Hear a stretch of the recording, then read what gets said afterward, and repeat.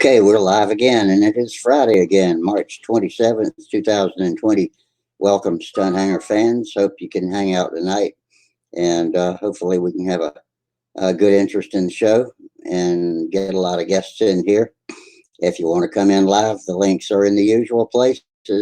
As I always say, the links are in the At the Bench thread on the Stunthanger Control Line forums. That's at stunthanger.com. Don't go to the open forum, scroll past that down to the At the Bench thread, which is in the live streams section of the forum, down the page a little ways, and the link to each night's thread is the newest post with today's date in the title. Click the link in there, and we'll see if we can get you in on your camera and microphone. Let's see who's texting me now. Maybe it's one of our faithful followers. And let's see what we got. Come on. Interrupting my introduction. Don't know who it is. It just says my name, Rusty. Oh well, anyway. So we talk about aeromodeling and other things that you like to do around your shop. Anybody that likes to play with tools and work on stuff, planes, trains, automobiles, whether they're big or small models are the real thing. We like to talk about it. And so with that, all I got to say is let's try to keep it family room friendly in here and follow those YouTube rules, and we'll be in good shape. I hope we can hang out until after 12. Usually on Fridays we go late. I did last weekend. We were having some trouble in switching from Jitsi to 8x8, which seems to work a little bit better. And I put in 3 nights and 4 days doing shows trying to get the bugs shaken down out of it. So didn't get a lot of sleep back then, but it seems to be working pretty well now. So just sitting here blabbing while I wait for you to join up. And don't have any visitors yet, so come on in.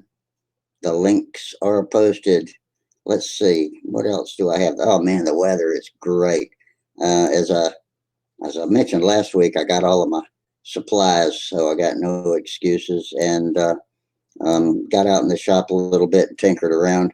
I got some new lighting. As you know, it was my birthday last week, and my mom sent me some money, which she usually does for my birthday present, because that's my preference. I can get what I want then. And so I got some LED lighting, and I got a new rack of lamps for every corner of my table to replace those old flickering dim fluorescent tubes that I've been having to coax into life every time I go out in the shop for years now. And I hadn't hung them up. That's my mission for tomorrow, to get new lights in my shop. And I'm hoping I'm going to really like them. Everybody tells me it'll be amazing at how much bright light they throw out. And they are 3,100 lumens each. And that is one LED tube in each one. I was surprised. I was thinking they were a pair of tubes. I don't know why I just imagined that, just because the fluorescence or twin tubes, but these put out more light with less current draw. Current draw is always a concern of mine in the shop, because I think that building was built in like about the same time as my house, about 1948, and the wiring is that old. And so I'm always going around putting my hand on the wall to feel and make sure it's not warm and wires aren't cooking inside of there. So far it's okay, but I don't like to turn too many things on at one time, and fluorescent lights, and then now that we've got LED lights, are a great way to reduce the current flowing through your wires and thus the heat. So hopefully I won't blow the shop up. And so I'm ready to get back to work, finish building some stuff. I need y'all to come in here and entertain me. I don't see anybody in YouTube except for SDs out there. And So, hey, I'll sit here and blather as long as I can until we get some visitors. Let me double check, make sure my live stream is actually running. And it is. Yep. Excellent connection. Go to stream health. And yeah, excellent analytics. We've got 3 watchers and stream settings, and we're all there. Got everything put together except for a crowd. So let's have a party.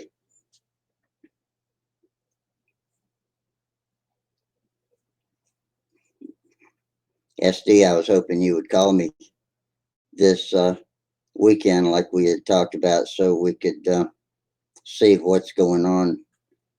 You said you had tried joining Stunthangar and had trouble getting into the forums as a member. And I got to ask, you've never told me, have you communicated with Sparky? Has he told you why he hadn't approved your application to join the forums yet? And we explained, about using your real name, which remains hidden to the crowd. Only a Sparky knows it. But if you really want to share your information, which you apparently have a lot of, you really need to be able to communicate outside of the chat box. So we'd appreciate that. Hey, John Miller just showed up. Hey, John, how you doing tonight? All right. Can you hear me? Yep. Can you hear me? Yes, I can hear you fine. Excellent. My computer says my sound isn't working, but it's working. It is. Yeah, you sound fine. Your sound sounds better than your picture sounds. Well, happy birthday to you, Yeah, belated. thanks, man. I got some new LED lights for my shop workbench. Uh, I Oh, how got nice. I got 3 48-inch LEDs to replace the twin tube fluorescents that I've had for years. Man, I'd go out in the shop with those fluorescents, and depending on what time of the year is, the routine is different. But I, I usually have to go out there, turn the light on, and listen to them buzz, unless by some miracle they just turn on, which they usually don't. And I have to go up there and rap on them between the bulbs with my fingers. And if that doesn't work, I have to rub them with a microfiber cloth. Sometimes that'll set up a static charge that'll kick them off. I guess the ballasts are bad, but they've kind of been that way since they were new. I'm sick of them, and sometimes one bulb lights and the other one doesn't. And so now I'm looking forward to hitting the switch and getting my face burned off when I walk in the shop. Yeah, they're a lot brighter than those fluorescents, the old fluorescents. They actually put kind of a greenish glow on everything. The old ones do. Yeah, So I bought me one. I haven't put it up. I haven't got my shop really together. I've got stuff in boxes down there. LEDs, well, just about all lights come in different color temperatures, they call it. Yeah. Um, and I have heard that the ones that I bought are a little on the bluish side, which I don't generally like in the house. For Uh instance, huh. if I'm in the kitchen or the family room or something like that. But out in the shop, that blue, I think, illuminates nooks and crannies, and I don't know, it might cast more distinct shadows, but we'll see. And if I don't like them, I can return them. I hadn't unboxed them yet, but I'm gonna hang Oh, one there up you go. and see how I like the color, because yeah, it's important to be able to see real well. And the one thing I've got on my body that still works pretty damn good is my eyes. So I want to use that to my maximum benefit. There you go. Well, yeah, and that darn cardinal will get done. If you can see. Yeah, yeah. I had to throw that in. I still got color schemes swimming through my head about that cardinal. I get all I get all fancy thinking and want to put feathers, black feathers on a red tail and all kind of stuff like that. On my osprey, I had silver wings on a sky blue wing background, and that Hmm. looked really good. Um, Yeah.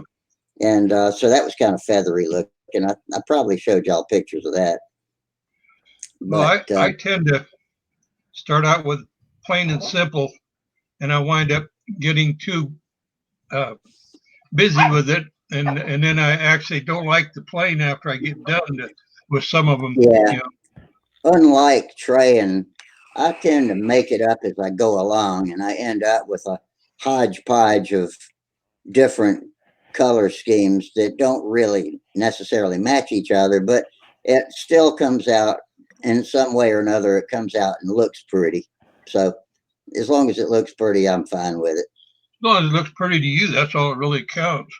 Yeah, I let's got to see. where I started using the color wheel to figure out the triadic harmonies and stuff like that. I've got a color wheel sitting right here next to me. Would have to stand up to reach it right now, but I've never really tried using it. But I might get that thing and look at it as long as we're talking about it and see if Yeah, I can try and reach it without falling over and busting something. Here we go.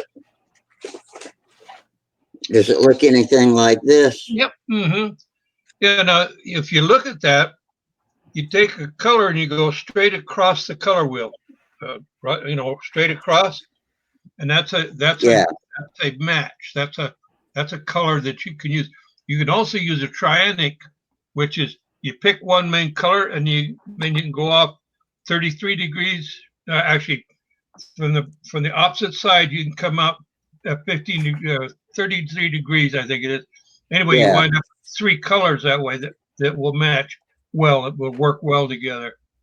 You can I also know do some some. things about I know some things about color mixing back from my days in the industry when I worked on color copiers, but Mhm. that was sort of a rudimentary education, and we had MYCK, magenta, yellow, cyan, and black was the only colors we had to Right. deal with, which are the additive, no, Well, the subtractive primary.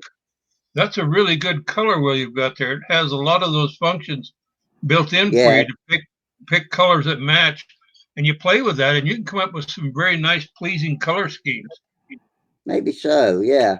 I've got a fair assortment of dope colors, and I just got a bunch of those little teeny 4 ounce cans. But I think if I mix and match, that I can get that to go a pretty good distance. Because if using an airbrush, it doesn't take a lot of paint, does it? Um, No, no, airbrush doesn't. You and you got to thin the paint, you know, and usually you wind up at about hey, how you do? You wind up at about Hey, you wind up about 50% or more thinned, with your colors, depending on whose paint you're using. So all right, we got a couple of guests in with us now. Kim's here. Hey, Kim, how you doing tonight? dudes, I'm alive. That's what counts. Oh, that yeah, is what counts. And Sparky's here too, so he's obviously alive. Hey, Sparky, how you doing tonight? Pretty good. All Good. right. We're all nice look, alive. nice looking Yes. wings, Sparky. Thank you. It's 4.9 ounces. Wow, that's too heavy. You might not be able to paint that thing. I know it. That's amazing. I don't know where you found all that good wood this under the current wood embargo we're going under. Well, you got to kind of save it. Keep your You powder gotta have it. dry. You gotta have it in the first place to save it. Yeah. You got to keep your Um, powder dry. Yeah, I got the memo today about Brodak. Did y'all get an email that Brodak is officially off for this year? it is. Yes, it is. I got Well, I darn it. got that from Will Davis, and I've seen it on Stunthanger. I'm not sure exactly if it originated with Will or not, but it did in my email circle. So I got a text from him before the show saying that I could mention that if I felt the need to. So just wanted to let everybody know.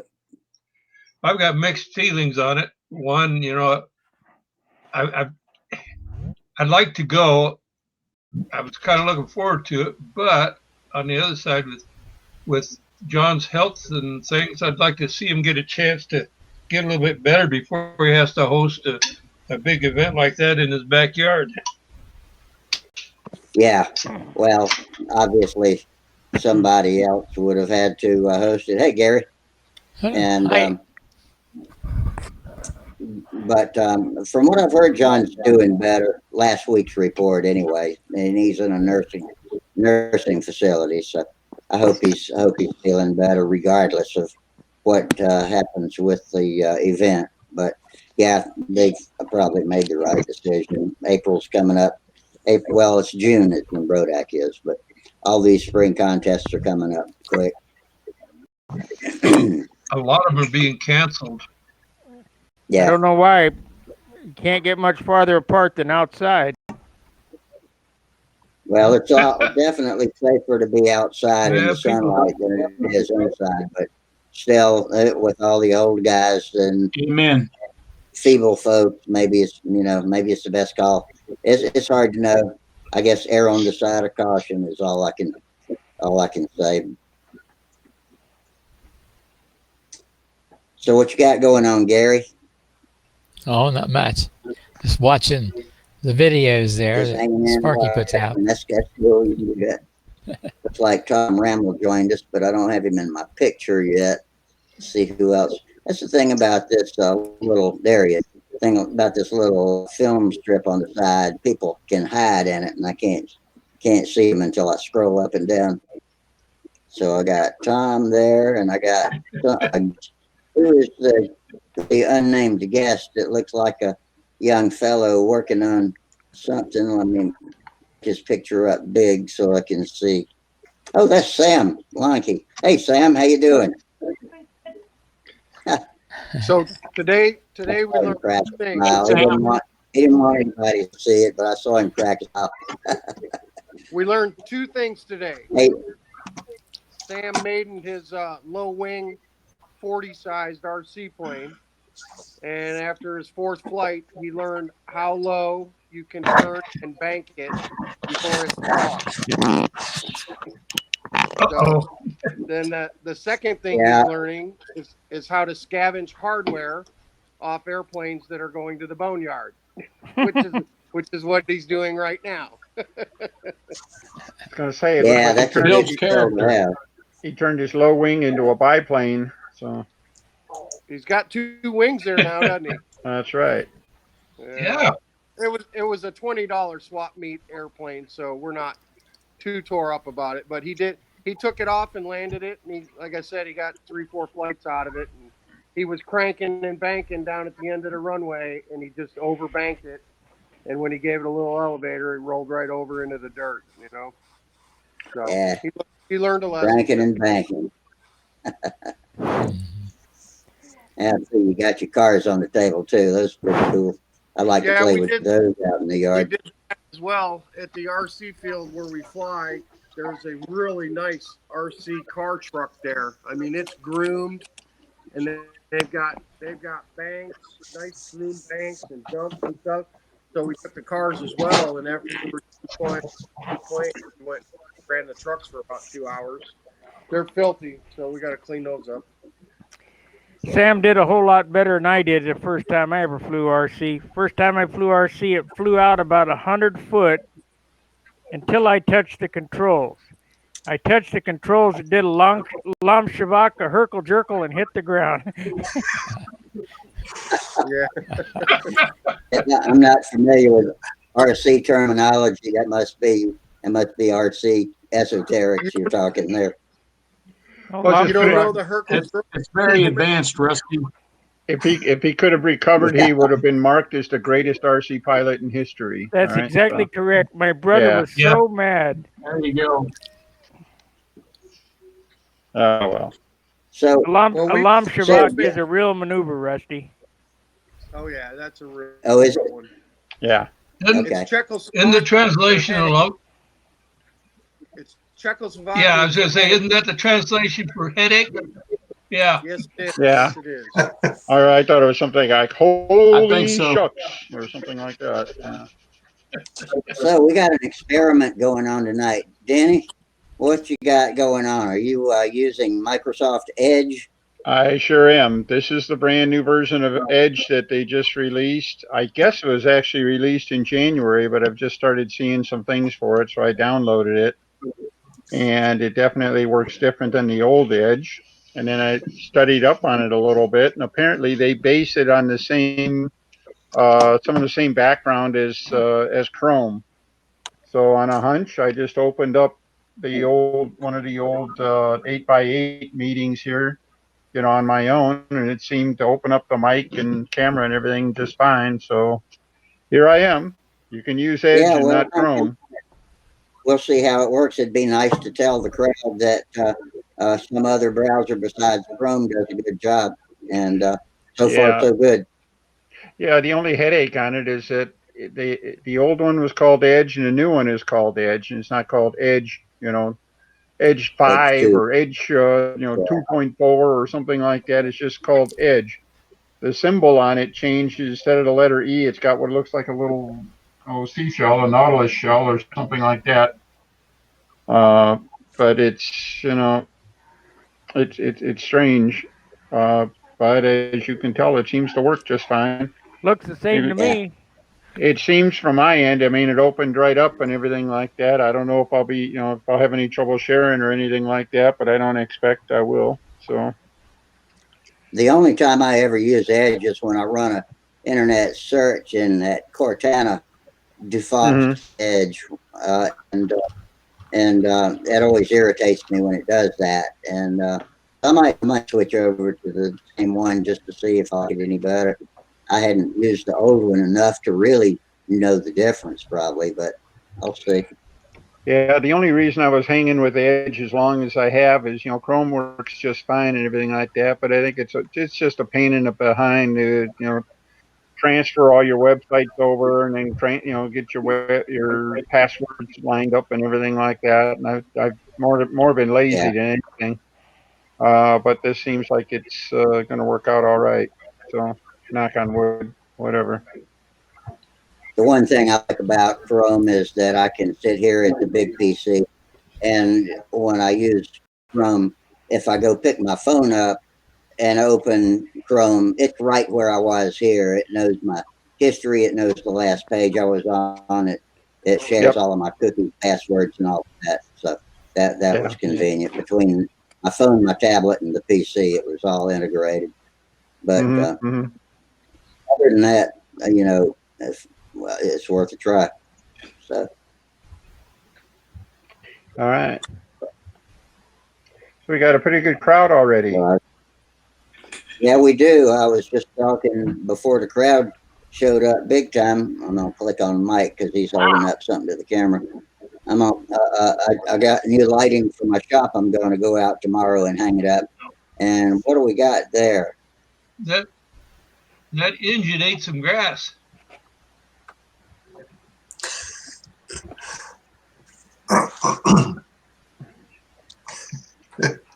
What yeah. happened? Say something, Mike. Mike, He's we can't hear muted. you.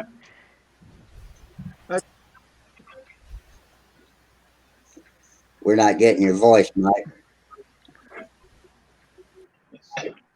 I'm guessing that's an The LA-46. firewall's busted out. Yeah, it's the OSLA 40 Uh, on the Oh, 40. That's luckily. that's what an LA-40 does when you get too close to the Grass. ground, huh? So yeah, we're not getting enough of your voice to understand what you're saying there, Mike.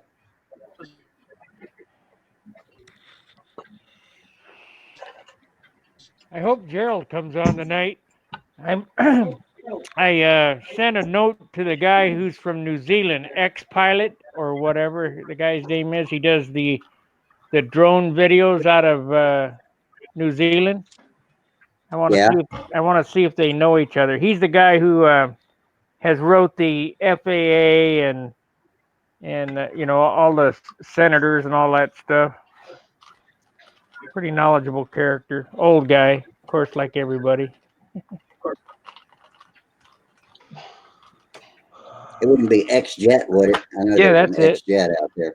Yeah, that's it. Okay. Yeah, but I wrote him. I sent him a link on how to get on Stunthangar, so he could get. I sent him a link to the show here, and I sent him a link to Stunthangar, and I told him to use his real first and last name. I'm hoping that he comes on. Bruce Simpson. Yeah, I hope so. Yeah, That's is that Bruce his, Simpson. got glasses, kind of Yep. balding? Bruce Simpson. Okay, Bruce Simpson. Okay. Bruce Hey, Lynn. Simpson. Bruce Hey, Simpson. guys. That's Bruce Simpson. Like an Yeah, echo in I think here. that's Not Bruce you. Simpson. Unanimous. To echo, Bruce Simpson. Speaking of getting on Stunthangar, Sparky, have you had any communication with this fellow that has been in our YouTube chat box for the past couple of months? SD70 ACE. He seems to not be able to join up on the forums and hadn't made it clear to me why. If he's been rejected or if he hadn't been able to contact you, I don't know. But It's since he's real. watching now, I'll tell you that. It's real simple. You go on there, you register, you use your real name with a space and then your last name. I'll approve you. If you don't get approved. Yeah, I don't Okay. I don't play favorites. Everybody knows that, that I don't play favorites. Yeah, I okay. don't know who's who.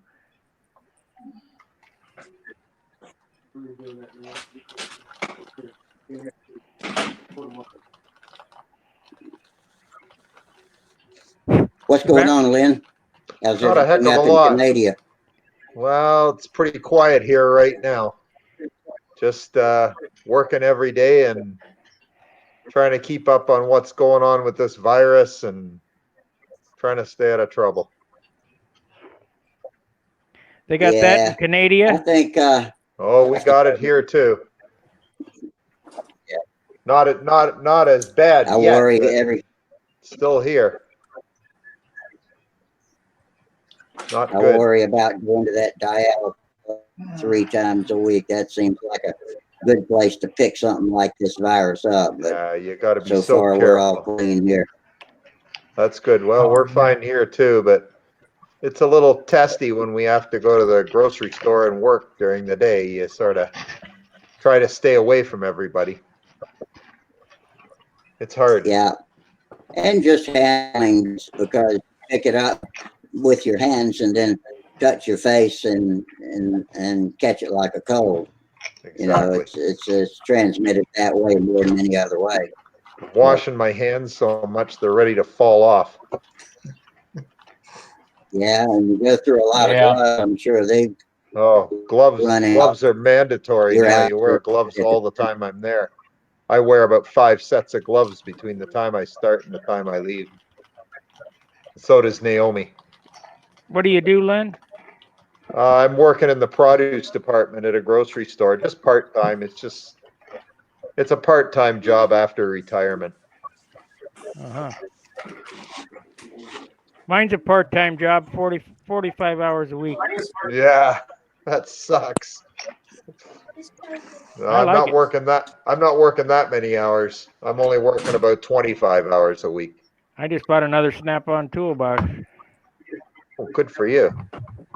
Well, if you're working 45 hours a week, hopefully you can afford one. Not only that, but you can afford to fill it up. So Oh, Yeah. I got tools. Yeah, I bet you do. Everybody who builds model airplanes has tools. We got piles of them. yeah. Well, unfortunately, Len, you probably heard Brodak had to cancel. So I heard, yeah. that means everybody's travel budget just improved. But damn, I was really looking forward to going. So. I'm wondering if the Yeah. Nats is going to be canceled. It could. You never know. We'll have to wait and see. Joe Knoll, Well- I'm sure, is probably going in the tank. Yeah, Dave Tribble posted something on that today. He said that at least so far the AMA is optimistic, but they're obviously monitoring. Apparently, they did do something like he said they canceled all the sanctions till the end of May or something like that. Can everybody basically- read that weight? Oh man, Wow. That's heavy. 475 pounds. Whoa, it's heavy. that's it. Yeah, is Sparky that in hasn't ounces built. or kilograms, right? So, yeah. Sparky hasn't built a heavy wing in 50 years. I don't know about that. Well, I think any wing you've built's been lighter than every wing I've built.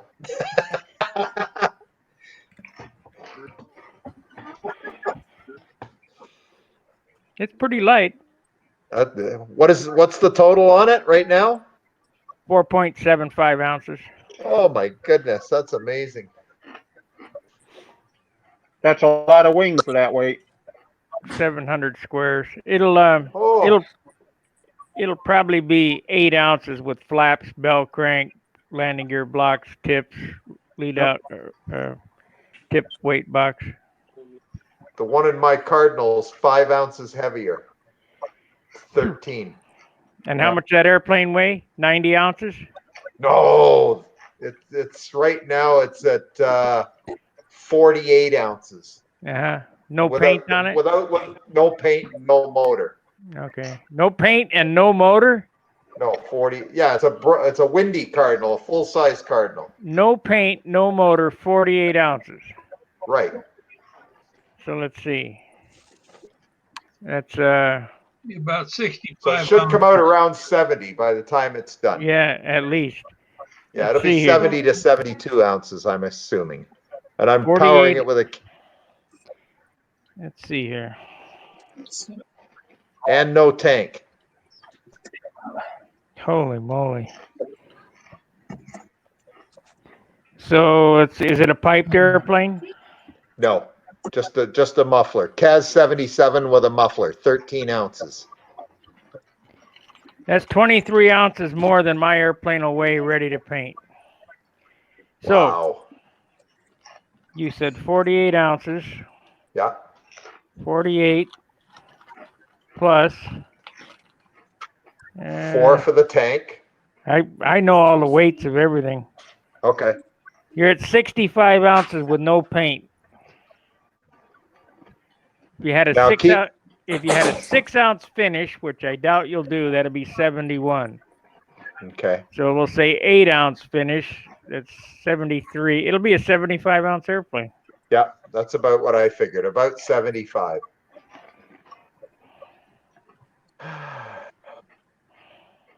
Not light, but not super heavy either.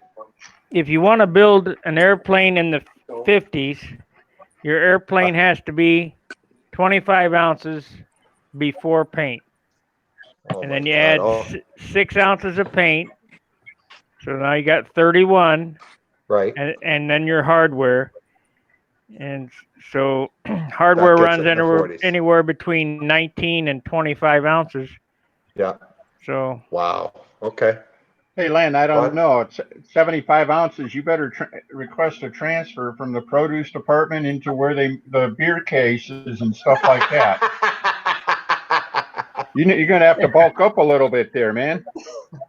No, I Yeah, don't think. heaviest plane I flew was No, come on. 72, and I think my Come on. feet used to come off the ground at the top of a wing over.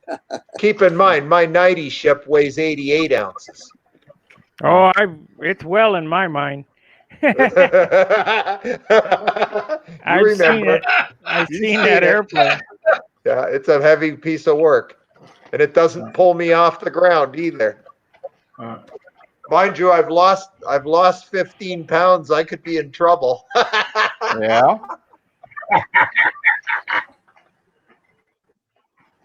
Yeah, I could Yeah, be in a my little biggest trouble this problem year. with the heavy plane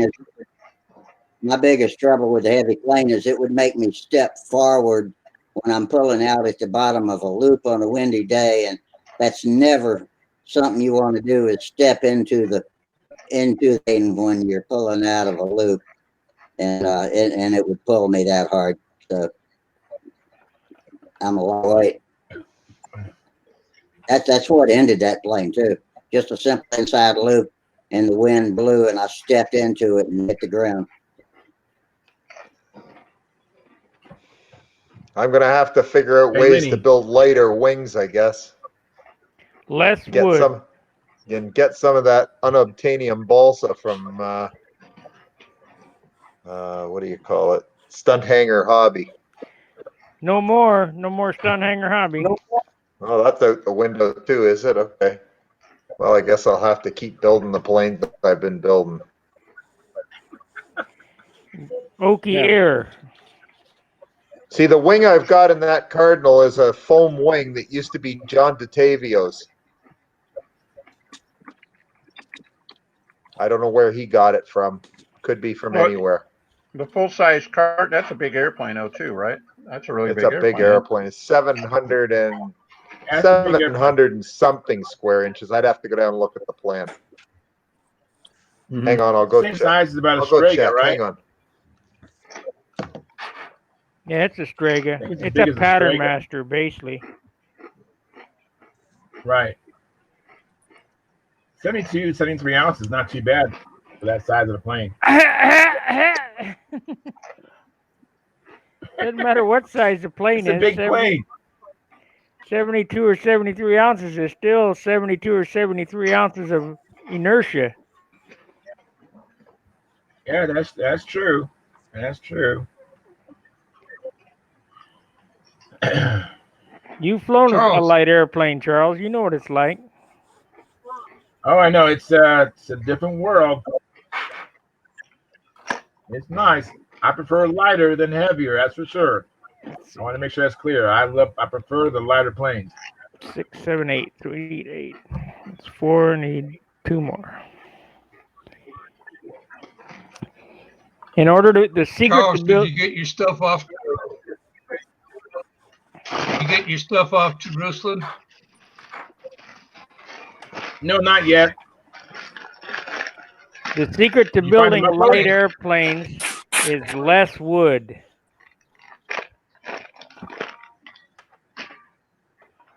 Less wood. You mean like take out wood out of different places, huh? Well, this whole wing has been thinned out. Instead of using quarter-inch spars or 3/16, instead of 3/16 cap or quarter-inch cap strips or 3/16 wide. Instead of using a 1-inch wide trailing edge, it's 3/4 inches wide. So you just cut out parts of the wood you don't need. You don't need all that stuff. I see. Carrying around too much. They're way overbuilt.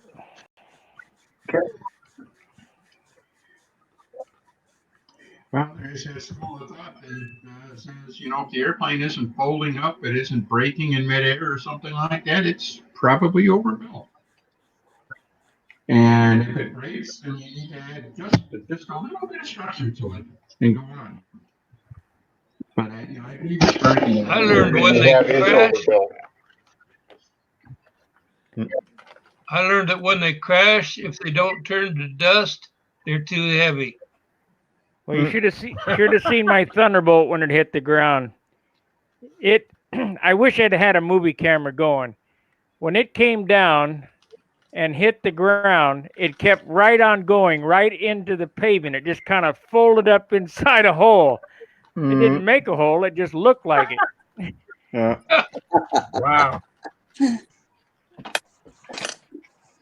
I remember watching a crash like that once. Had a This neat image of the rudder disappearing into this mass of fur or whatever on the ground, and it just kept going forward, until it got mashed up with the rest of it too. So yeah. Hey, Danny, I think your microphone's getting covered up. Oh. Well. Okay. I just changed it and everything. Sounds like that. okay Is that better? Yeah. Okay. Sorry about that. Yeah, it's fine now. Yeah, that's all right. It happens to everybody, but it seems like it comes and goes sometimes. it was going more than it was coming tonight so far. Mhm.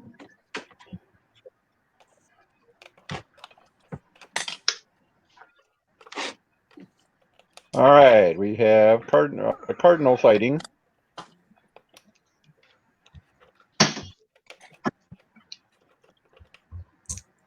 Okay. So what kind of plans we got for the weekend?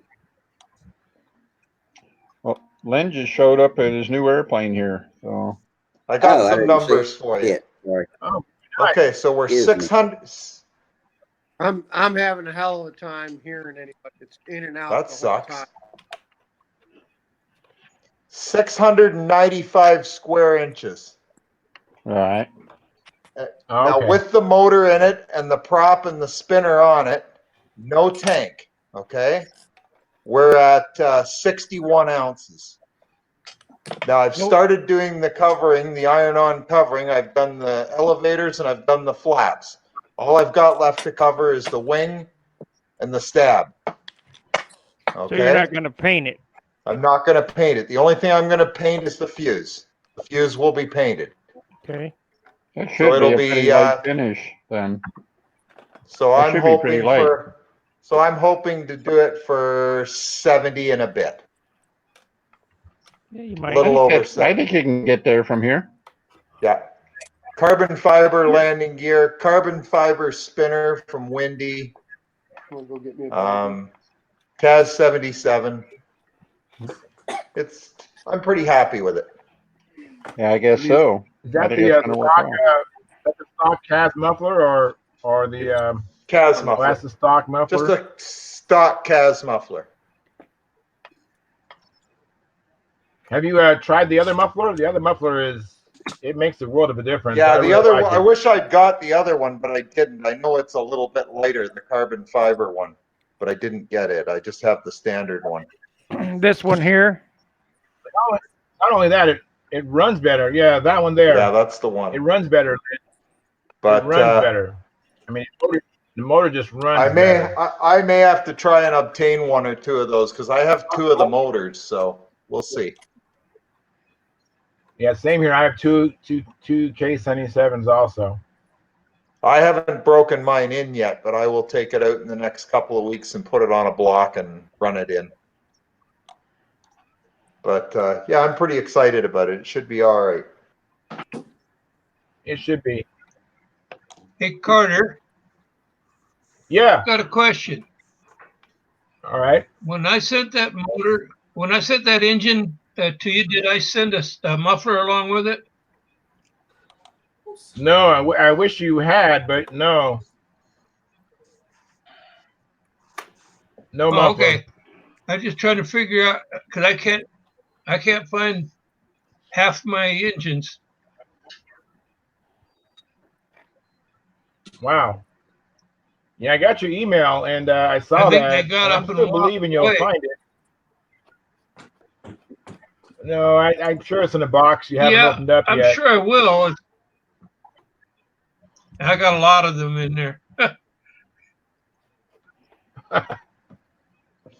Yeah, I will send his heads I spent to him half the shortly. day down there. That's good. Yeah, you spent find the day everything else down you're there not looking for, in the right? shop area. Right. Well, the darn furnace went out last night, and so I had the furnace guy here, and he thought he had it fixed. He headed out, and it stopped again. So I'm just blowing cool air. He won't be able to get back here till Monday.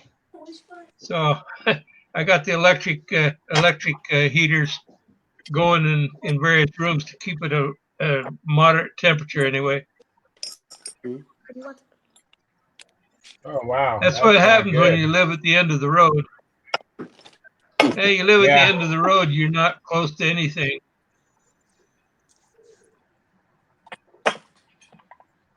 Yeah. Well, I guess just keep moving so you can keep warm. What's that?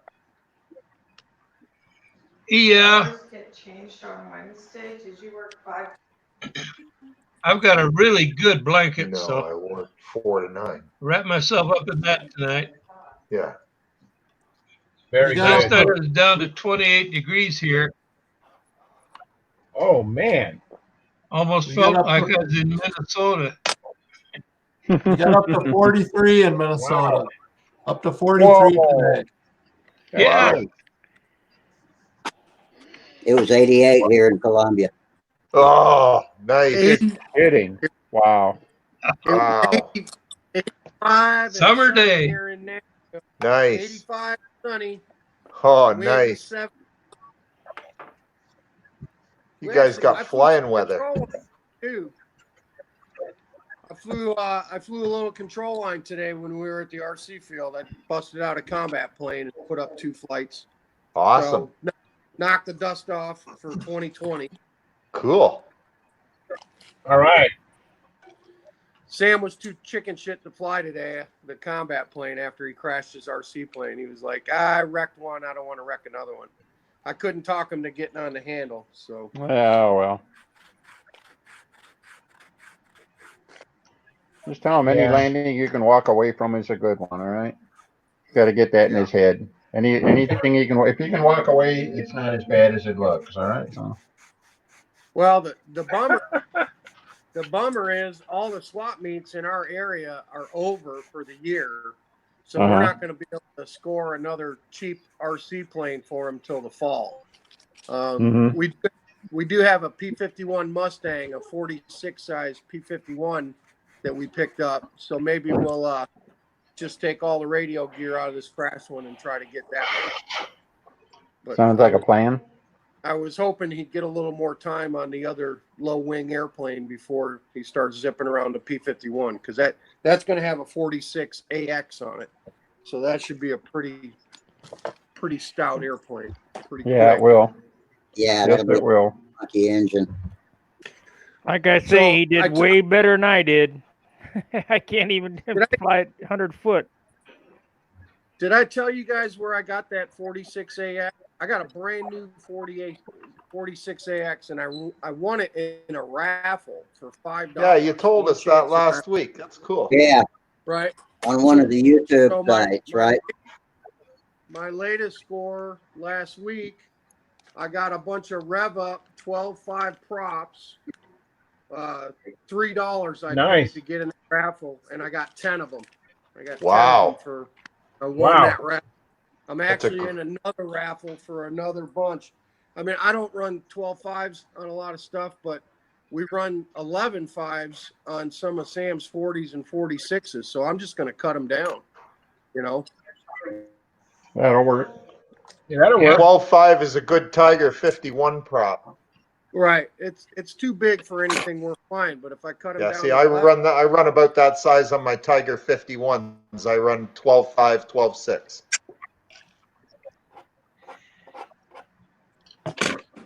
I found 3 of those unobtainium 3-bladed Grish props while I was looking through my stuff today. What size? Nice. Here's an What size? unobtainium propeller. what? You know what this is? It's black. It's Let a me click on you. Hang on. 13.6 carbon rev up. Oh, Sparky, you're killing me. See, here's a 13.6. This is the THP 13.6 rev up, and this is an exact copy. Cool. Who made that I for still you? remember the Wow. day you beat me to the Brodak Hobby Shop to get the last 3. And I like to got them all. I should have got. He had about a dozen there. I should have bought them all. Who made that Rev Up 13.6 carbon fiber prop? Bob Whitney or White? Yeah, Whiteley. Whitney. No, Whitley. Oh, Yeah, Bob Whitley. Whitney. Okay. Yeah. Okay. Cool. Only So took have you 2 ever years used to that get prop?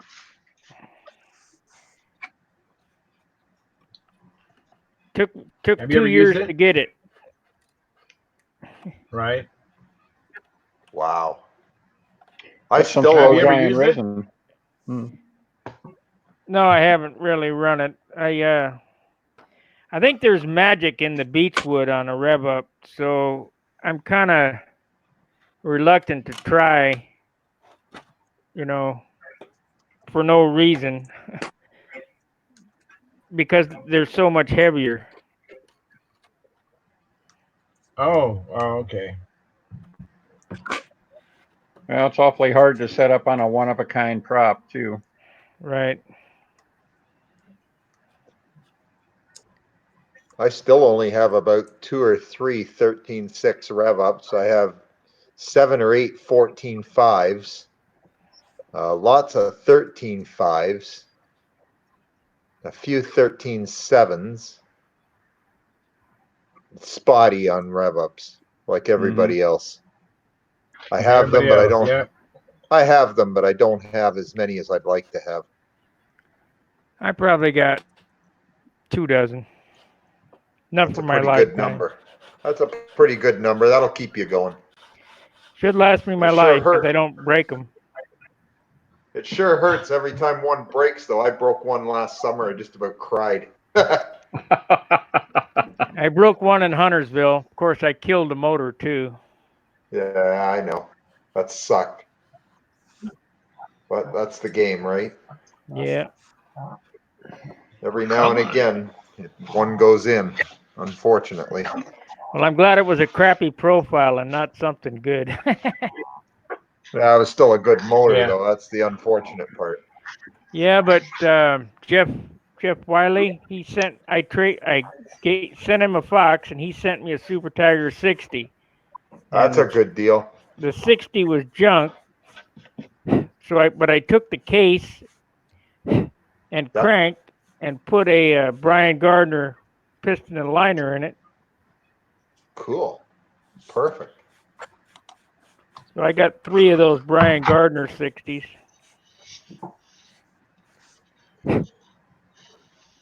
I've got I have 3 Tiger 60s as well. I have the new one that you sold me, and I have one of the older ones that you sold me. And I have one that I got at a swap meet that turned out to be a really good running motor.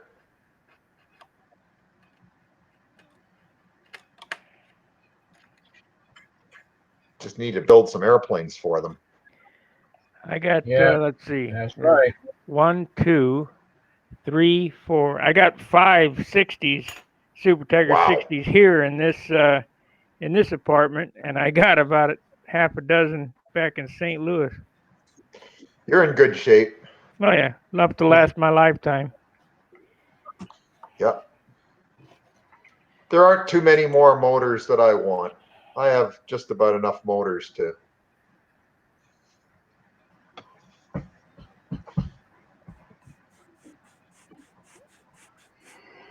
I wouldn't mind trying a stalker at some point. I've never run one, but I've heard they run pretty good. They do. They're consistent. They're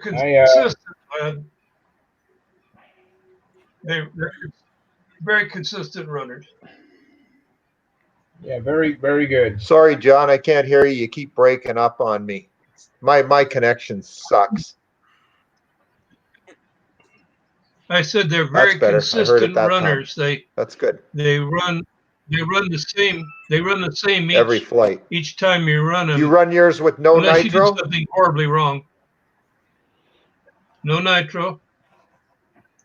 I use 17, 18% all synthetic. The man that makes them is now saying that they need to have, or that's okay to run them half and half caster and synthetic.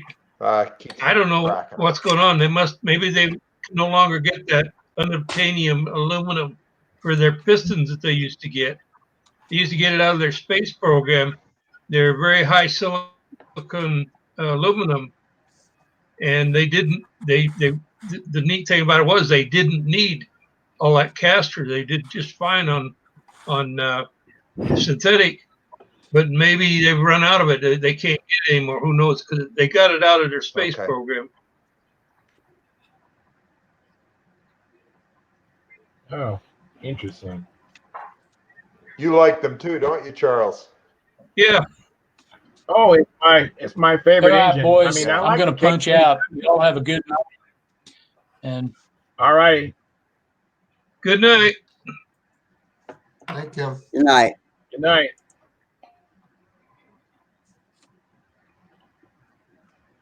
Who was leaving? I think that Kim. That was Kim. Okay. yeah, Kim's gone black and white on us. I think the servers are a little busy tonight. Sounds like the voices are getting a little scrambled.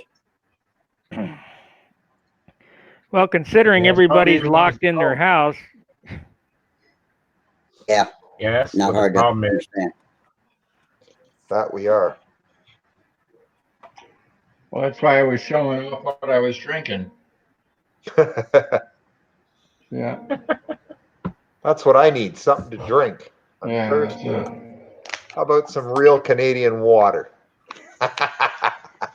Hey, I'm from the Great White North, eh? Cheers, boys. Well, it's probably better than this. I think this came from Lake Erie. So, I don't think it matters much. well, it's got giblets, but you know. As long as it doesn't have any COVID in it, it's fine. Probably not. He wouldn't survive in this. So I'm thinking next year I'm either going to build a Strega or a Tsunami. I haven't decided which one yet. why don't you get away from them lumber wagons?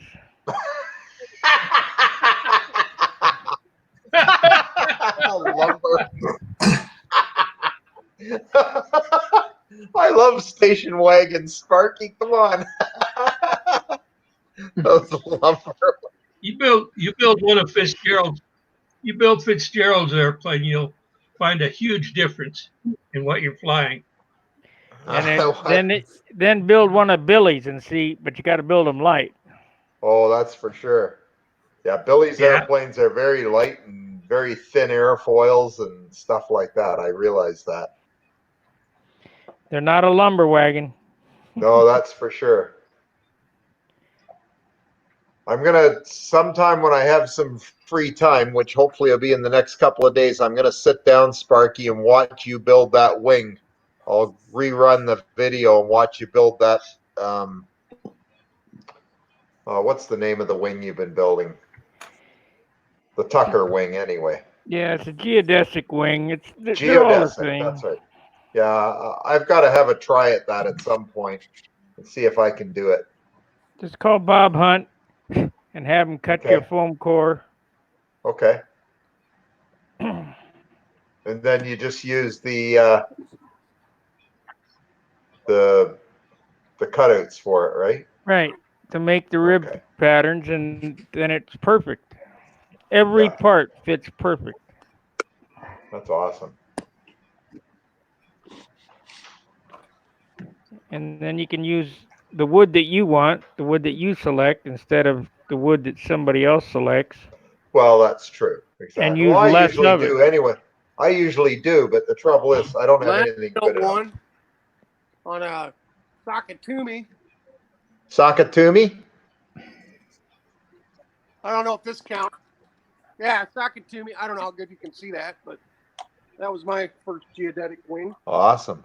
Maybe that'll show up there. Yeah, I'm seeing that at Huntersville.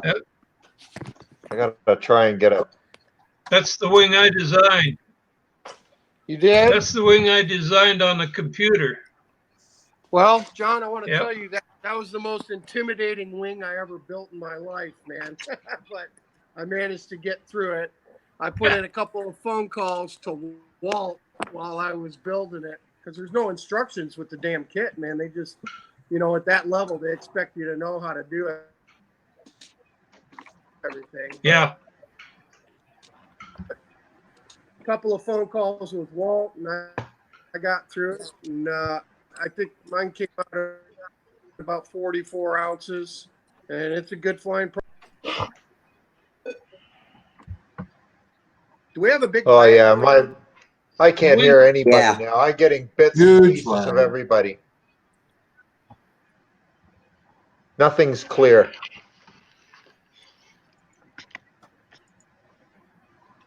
I can hear you fine. Well, I moved a little closer to my Okay. mic.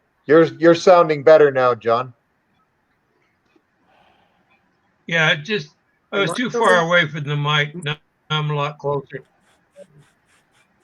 Am I coming through all right, or am I breaking up real bad? No, you're not breaking up. John still is a little bit, but you're not. Are you still there, Dennis? I sure am.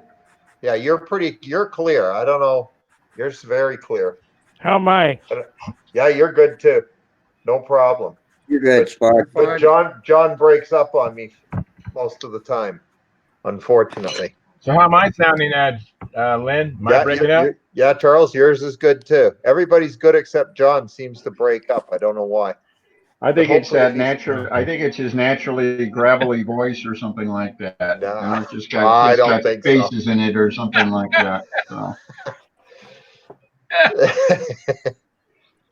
No? All right. All right, I'll be quiet some more. I'm not a robot. No, don't. I'm not a robot. Yeah, well. Hey, Rusty, All in has that Lynn, Rusty, has that train guy chimed in?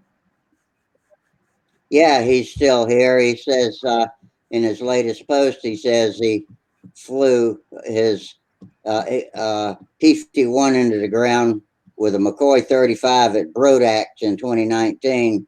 I asked him what event. He said it was free flight over the combat circle. Has he registered on Stunthangar? He could come in and join the show if he used his real first and last name. He said he had, and last week he said he'd used his real name. And we arranged to get together on the phone this weekend, but he didn't call me. But he's listening to us right now. Well, I'm on here, so if he goes in there and registers, I'll go over and approve him if he uses his real name. Okay, SD, you hear that? Sparky's offering to get you hooked up to Stunthangar if you'll go with the forum now and register with your name.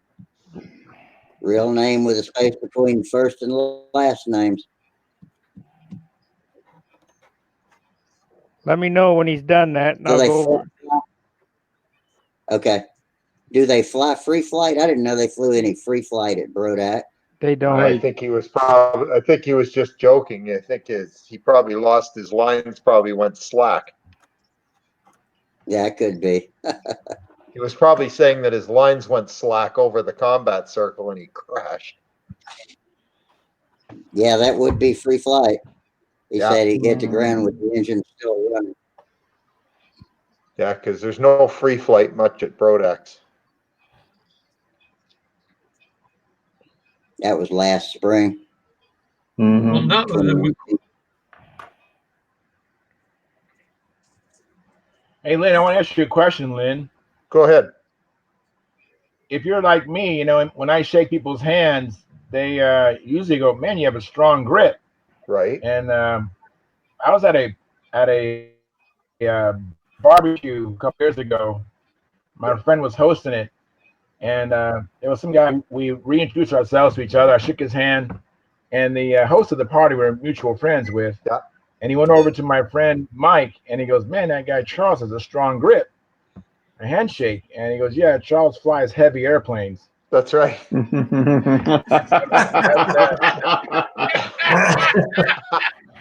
I've been accused of that. I can't deny it. I've been accused of the same thing.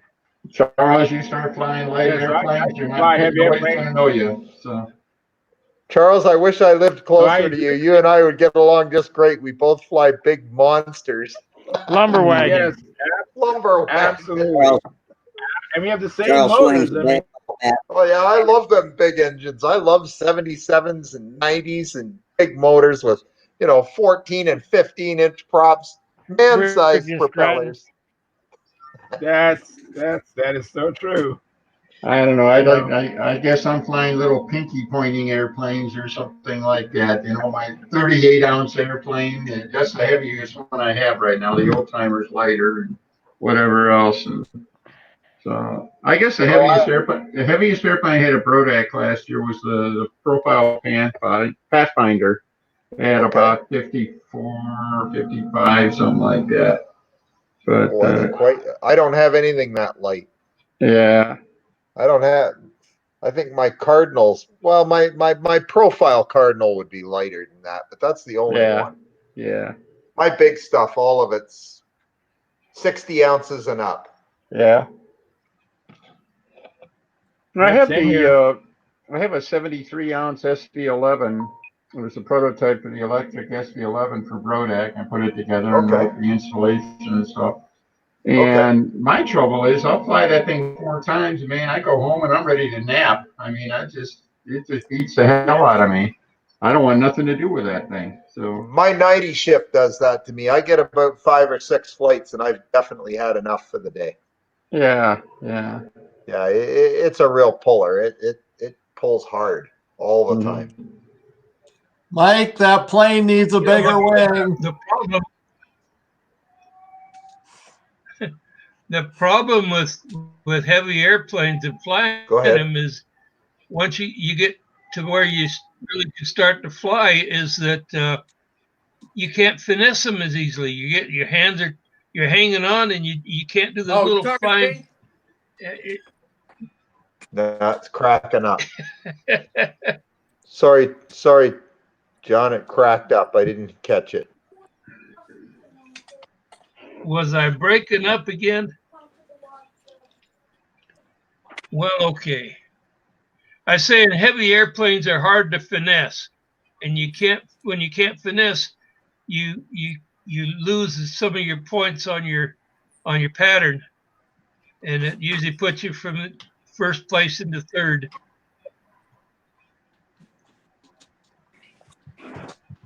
Or from 4th place into 20th.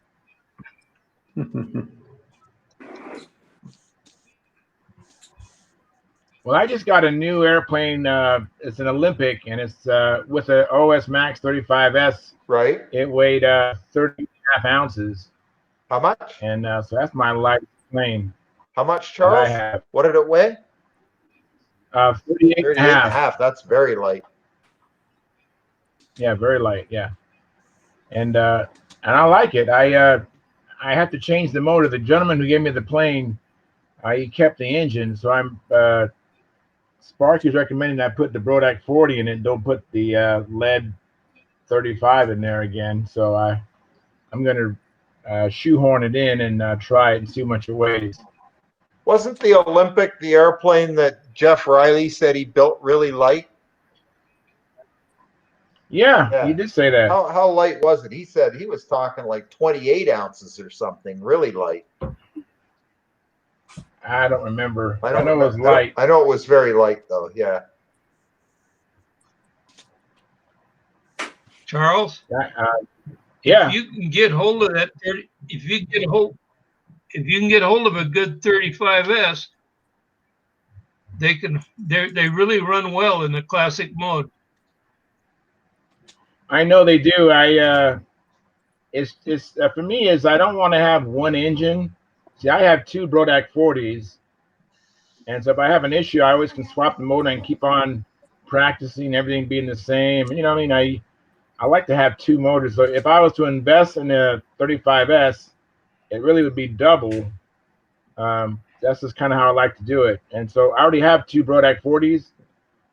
I won't have to spend any more money, and which is good. And because I don't have much, and so that's kind of, and the Brodak 40 is probably, I think, the same weight or very close in weight to a 35S, maybe even lighter. I don't know. But I agree. I have a rough time with the Brodak 40s.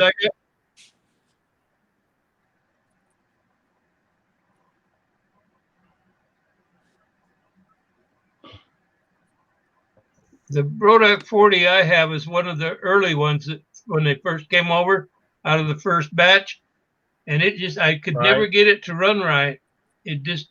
I saw later models that ran well, but my own experience with it was not that good. So I anyway, you do what you got to do. Whatever makes you feel good, Is that's there any good. way of telling the difference between an early model Brodak 40 and a late model Brodak 40? Like I have a brand new one, but I don't know what model it is. I don't know how to tell the difference. It's just the way they Okay. run. Somebody said I think that the muffler was different or something. I don't know. Could be. I sent it back, and they, because it had some problems, and the guy, whoever was doing it, I think it was Zambelli. No, it wasn't. Hampshire. Tom Hampshire Okay. was doing the testing on it. He came back and said it was fine, but it just didn't run like the later ones that my buddy Pete Peterson had. Those ran real well. Mine Okay. didn't. Well, I'm going to build a profile to put mine on, and we'll see how it works because I don't know. I've never run one. I've never run a Brodak 40. I have a brand new one in the box. Yeah, I'm going to give it a go and see what it's like sometime. Yeah, do that. Yeah. Be lighter. You'll be able to go out and fly. You'll be able to go out and fly maybe 10 or 12 flights without feeling like you got to go home. Did I break up? No. Just a little bit. Something cut out. Yeah. But you know, these big planes I fly, when they're pull, I just move the lead outs forward.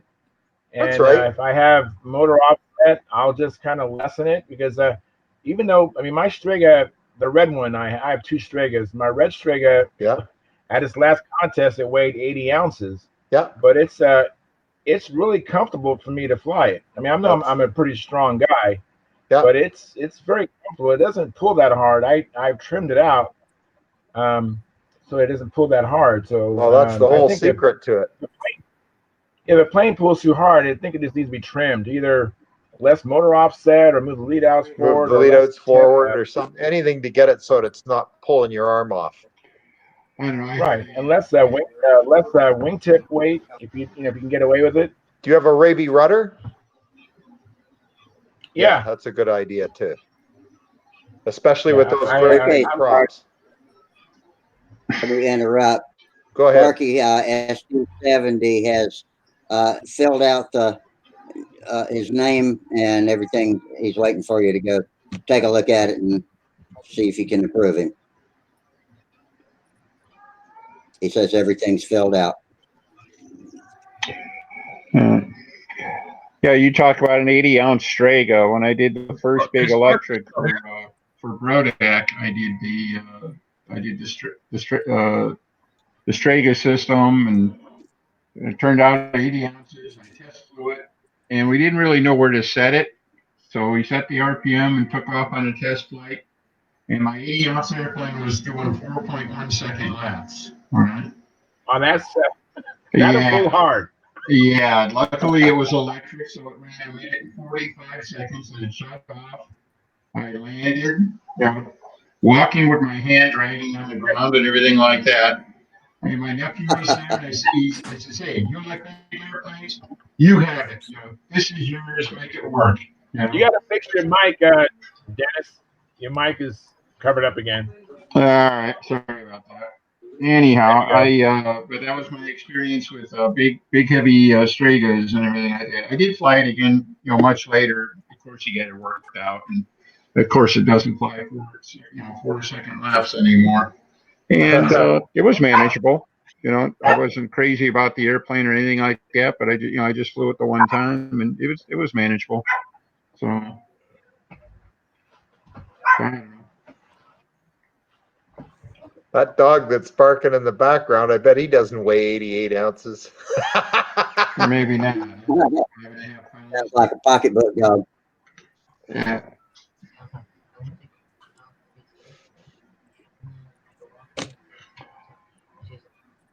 I know what I wanted to ask Mike. I wonder if you got that Galaxy. Remember you were building that Galaxy here through a couple of shows. I never saw that. Did he ever show that he had it finished?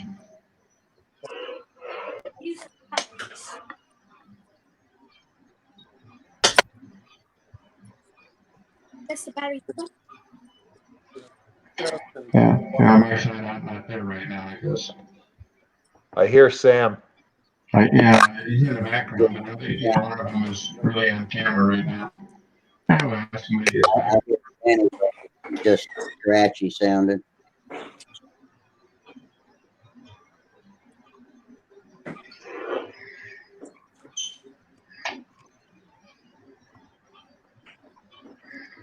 By the way, just tried out the subtitles. They seem to work pretty well.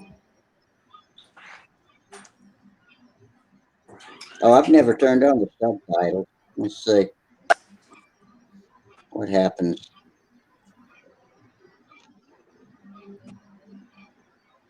Mm-hmm. Okay, I guess I All need right, somebody what else to talk. Somebody else to talk before they can kick in. tone title? Yeah. So, Hello.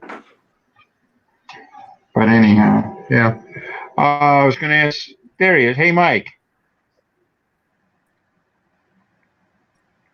Mike, do you ever get that Galaxy finished up? No reply. No response. Mike, can you hear us? Mike, can you hear me?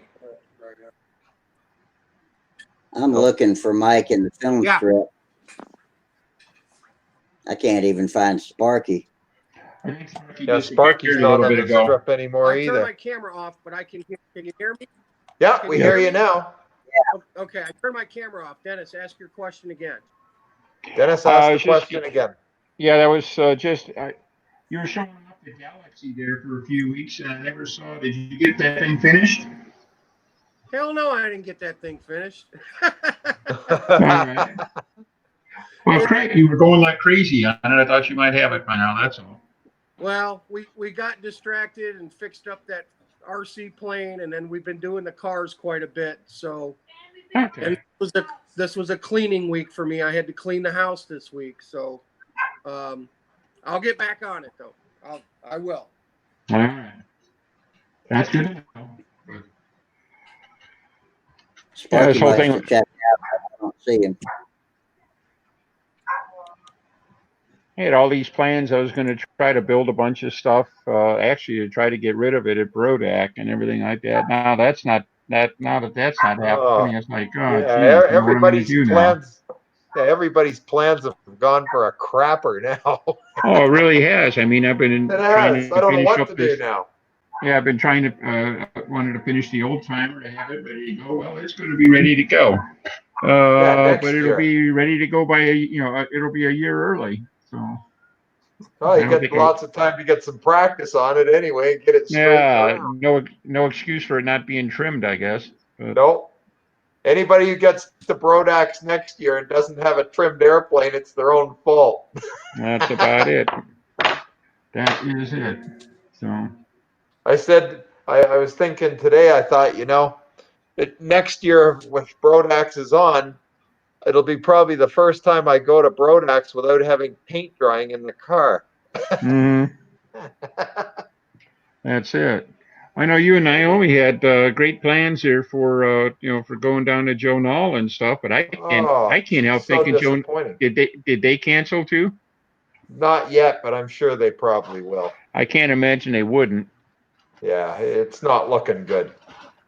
So, I mean, that's supposed to be early May, and I think that's well, okay. Carol, you guys aren't locked down in Carolina, are you, Rusty?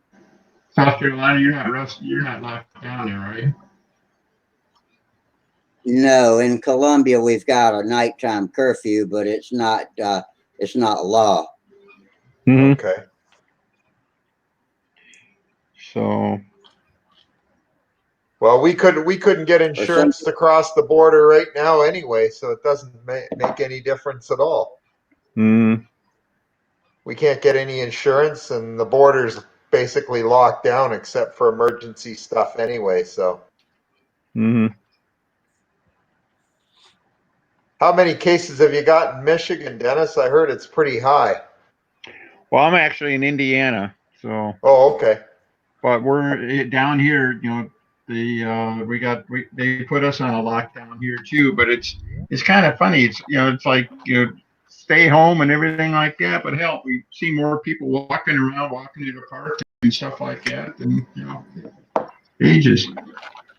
My wife has been. You ever heard of that thing, message rocks or kindness rocks or whatever? You paint a rock, paint a little picture on it, maybe write a little message on it, something like have a good day or whatever. Right. Be Put it in the window? things like yeah. Well, That's cool. you paint the rock, you paint the message on it, and then usually there's like Facebook groups. Like in ours, it's like Fort Wayne Rock. And people find these rocks, take a picture of it wherever they found it, and they post it on Facebook and stuff like that. Oh, isn't that And neat? the really cool thing is that when you find the rock, you should drop it off someplace other than where you found it. All right, so the rocks That's kind of travel awesome. around. Yeah. What a neat So idea. we found a bunch of them in Wisconsin last year when we were visiting my son up there, and so yeah, Debbie put some of those out in the park. We got some Racine, Wisconsin rocks in the park in Fort Wayne, which is like that'd be like a gold mine for somebody. So That is so cool. yeah, it's one of those things. You walking along and they catch your eye and whatever. Well, of course, the other side of it is now don't touch the rocks. They might have virus on them, or if you touch them, Oh, brother. Yeah. wash Oh, them, good. They're wash out in your the hands. sunlight. Don't breathe on them, and don't let them in the house until they're sanitized. And it's like, I feel fairly safe about anything that's out in the sunlight. Anything that's been in the sunlight for a while should be safe, I think. Don't take that as Rusty said. So I Yeah, thought yeah, that I was don't know. Yeah, Dr. Rusty. Dr. Rusty. Dr. Rusty has spoken. I agree. Oh, man. Hey, if you hear it on the internet, it's got to be true, right? That's right. It's gotta be true. Most definitely. if you hear the president say it, it might be true, huh? Yeah. Mhm. Oh, That's fine. I'm not going there. Yeah, Oh let's yeah, over don't. 10,000 lies Let's not go there. and still counting. Oh, my goodness. Yeah, we could get into a real animated discussion there, I'm sure. But Oh, I don't want to go there. I don't know. Everybody seems to be focused on what can we, how can we lock ourselves down? How can we panic a little bit more or something like that? And I think he's been trying to bounce that off a little bit. Let's be careful, but hey, we got to start thinking about what it's going to take to get out the other side. And that has to be part of the total plan too. It's like, okay, it's bad. Well, when will it be less bad? When will we know it's over? The alternative is that we're all going to live in little plastic bubbles, and if somebody sneezes, we're all going to get, our bubbles are all going to get closed off, and then I don't know. I don't know. I'm talking too much about that. I shouldn't. Anyhow, I have been working on my old timer, but I'll hope to have it ready to show off on Monday. I don't want to show it tonight. So Okay. We'll look forward Very to cool. it. that's it. How's that? What models Hanging on the edge of your seats on that. Not only that, but now I really do have to finish the damn thing. So, all right. Yes. Yeah, we're going to Is your dad's design or your design? It's going to be an attendance prize, right? So. This your dad's design or your design, Dennis?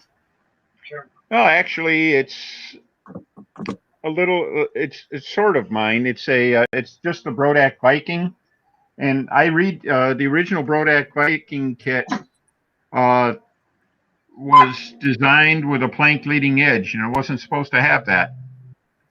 Okay. So I redesigned the airplane using the original plans plus a few others. I basically redesigned it, re-engineered it, and it's cool. There's my ego showing, but it's the first and only airplane I ever had in production. All right, brought it through, design through production. Yeah. So. All right. But it's an F&B Viking, which is kind of a generic old time, Hershey bar wing, same old thing. They fly it really well, but I just wanted to have one. That's all. So I did the electric conversion kit for it. So I just went ahead and finished building the airplane. So I bet it's as light as a feather. I don't know about that. It's not 75 ounces. That's not 55, I bet either. Probably not. I think it's No. going to be, and I think it's going to be around probably the low 40s or so, which is That's good. good. It's like 500 and I forget 570 squares or something Yeah, like it's got that. lots of squares, that's for Yeah, sure. That as wing's old big. timers go, it's one of the bigger old timers, so it should float Yeah. along pretty good at that weight. So Hey guys, I've let's always get this wanted to party build a. started. Oh, look who's here. Steve's in the house. You still alive? You still alive down there? Yeah, Well, yeah, okay. Just making sure. yeah. I wanted to get on earlier, but I've been on the damn telephone for over an hour. First talking to Samantha, and then I was talking to John Paris. Okay. Well, What's he got to say? How are those two doing? Pardon me? How's Sam and John doing? Sam ain't doing so good. She's sicker than hell, but Still. Oh my. yeah, it came back or something. I don't know. She was feeling a little bit better Monday, and now they got her self quarantine for 7 days No. at least. But yeah, I was talking to her because they were going to call her back and let her know if she they're going to give her the test or not. Like 2 people where she works has it. Oh gosh. Well, that sucks. Yeah. Yes, it does. But they have no masks. They got no gloves or masks. And I'm like, how in the hell could that be? Why would they let you stay open? That's ridiculous. That's crazy. Yeah, 1,000 people a day come through that place. Wow. And her shift, she only works half the time. Right. And because they're open 12 hours, they do 6 hours. So she sees about 500 people a day. Wow. With no mask. No. Last Friday, they got in face shields finally. That's just craziness. After a month. Yeah, we're the only country in the world who can't come up with masks.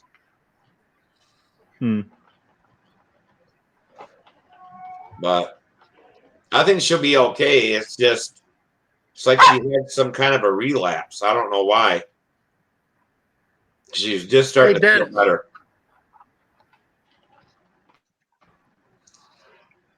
Mike said something, but I didn't catch it.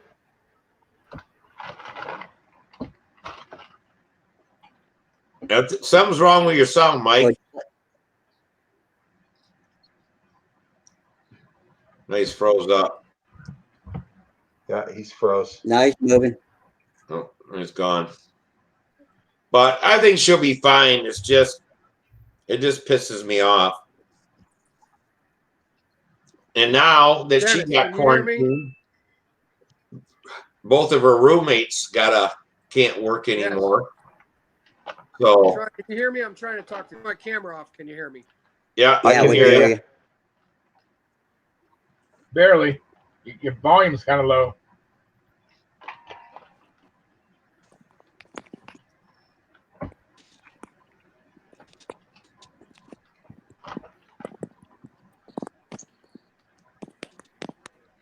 Yeah, I just turned off my video just to see if that'll save some bandwidth here or something. Yeah, I'm gonna turn off my camera as well. Hey Dennis, can you still hear us? Yeah, I can hear everybody fine, but I figure I'm just contributing. If there's a bandwidth problem, maybe I just turning turned my off camera off too. Turning off the video might help. I don't know. I hate to tell you this, but your little dot is green. Yeah, Can anybody hear me? Yeah, we can hear you. I shit you not. Everyone's got blue dots and purple dots or whatever. You got a green one. Well, it's because we turned our cameras off. Yeah, that's the only way it works. Exactly. Okay, right. well, Dennis is his favorite color, green. Yeah, that's it. That's awesome. In this case, green is good. So. Okay, Mike, you got the floor. Speak. Thank you. Dennis, I heard you talking about the Viking earlier, the Brodak Viking. Yeah. Yeah, so I was going to build one for Old Time Stunt maybe 4 years ago, the first time we went to Brodak, and I had a Brodak kit. And I just want to mention this. I put a thread on Stunthangar about building a Brodak Viking. I had so many jackasses chiming in telling me it wasn't Old Time Stunt legal because it was a sheeted leading edge. I won't name names, but a couple people were like, "Oh, you can't fly that," and I'm like, "I can't fly a Brodak Viking in Old Time Stunt at Brodak's. You got to be kidding me, right?" So I finally just gave up. I'm like, piss on it. I'm not going to do it. That's the stupidest thing I ever heard. Well, I know that's what I was pretty new to, I mean, we've been flying stunt for about 7 years, but I wanted to try old time. Yeah, exactly. I had the Viking kit and I was asking for advice on it. And a couple of them old curmudgeons who always got their panties in a wad, they talked me right out of it. And then I said, you know what? Piss on it. I'm not even going to fly the event. Yes, that's just so wrong. It is. And who cares anyway? Like, really? They need to give it a break. Yeah. It says right on the box, Old Time Stunt legal. I took mine there. I flew. Nobody said a damn thing. Yeah, well, and that's the thing. I got guys who don't even go to the contest telling me I can't fly a Brodak kit at a Brodak event. And I was just like shaking my head going, Jesus, give me a break, man. Exactly. Well, this seems to be working better now that a couple of us turned our cameras off anyway. Yeah, it's working much better. I've had problems all night, man. I went in and I got a daughter on a computer, a wife on a phone, and streaming Netflix, and Sam's computer was on. I went in and shut everything down, and it still didn't help until we killed a little bit of video here. So yeah, it's working fine now. I'm listening. So go ahead. Somebody talk about airplanes. Yeah, Tom, are you still there? I am. Okay. Yeah, how about you, John? I just want to say one more thing. I'm still here. Can we not talk about the flipping coronavirus anymore, please? We try not to, but it keeps coming back. I'm sorry. I'm sorry. I'm as guilty as anybody on that. So sorry about that. So, me too. Sorry. Just wore out, man. We all got it. It's everywhere. Let's just deal with it. Yeah, about the about your experience with the Brodak Viking. Not dealing with it. Yeah. The about the Viking, Mike. I was following some of those same threads and everything like that, and I was able to get my hands on an original set of plans and a few others. I actually found 4 different sets of plans for the Viking, and based on those 4 sets of plans, whatever Viking you have, I could disqualify it because no matter what you got, it violates at least one of the plans. All right. Yeah. And that includes if you have an original F&B Viking from the 1950 kit, I could disqualify that because it violates one of the plans. All right. So I went through and had the original plans there and took some of the features from like Tony Drago had a really nice kit on it. And that was sold. He actually sold that to John, and John had the kit was engineered by somebody who put a sheeted leading edge on it. Now, John Miskey was basically the father of old time stunt. He was a regular at the Brodak line. He told John it was fine because they didn't change the airfoil or anything like that. But there are still purists out there saying, no, you can't do that. And whatever. I was one of the people sensitive to it, so I went through and researched it and re-engineered the kit and made it as close to the original as possible, except the original had really small, wimpy wing spars on it. They were famous for shedding their wings. And I'm certainly not nostalgic for things like that. So I put beefier wing spars in it in the same location, but they're beefier. And yes, the old time stunt rules specifically say you can make non-visible structural improvements. That's what that is. So brought that out. And what does it say? You can make what structural? You can make structural improvements that aren't visible. Okay. Like add doublers, beef up a spar, something like that. That's all legit. Uh, so at any rate, that's where the Viking is now. Yeah. And Well, I think that's fine. I just think as somebody new coming into that event and posting, yeah, just getting that kind of feedback, it just rubbed me the wrong way. I was like, oh my well, God. it did. And actually, they got the result. So instead of flying old time stunt, you're sitting home and and not flying old time stunt. That's not the right result. So Hey, is Steve Hines gone? Steve Hines, we lost him. Looks You like it. know, Mike Lonke. Yes. You know, Steve was talking about his daughter Samantha. Maybe she might. I mean, she hasn't been tested, but she might. She might not. She might have coronavirus. And so when he said, "Let's not talk about it no more," I'm sure you take offense if it was your son Sam I who didn't might hear. who might not have coronavirus. I didn't hear any of that. I was offline. Yeah, I well, you didn't gotta be hear careful any. what you say. I I think did you gotta not. be careful what you say because I I did not. might be assuming, but I think Steve left because of your comment. Oh well, I didn't hear him say anything about Samantha. Yeah.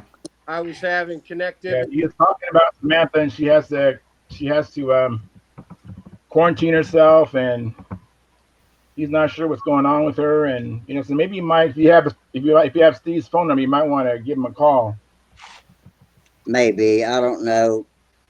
Everybody's a little testy these days, but I hope he didn't. I hope he didn't take offense. But Well, I I'm don't sorry. think. I mean, I would think offense, and I'm sure if Mike was talking about his son about it, I'm sure he'd take offense about it too. I mean, I think you got to just be very slow before you make a grand statement like we're not going to talk about this or talk about that. Well, it's I mean, just I'd be very upset if it was my daughter, and I think you'd be very upset if it was Sam. it wasn't meant towards Steve. Okay. well, I think you should call him if you can reach out to him, make sure that he knows that it wasn't about him or you didn't hear about Samantha. Yeah, I'm having connectivity problems. I don't know what he was saying.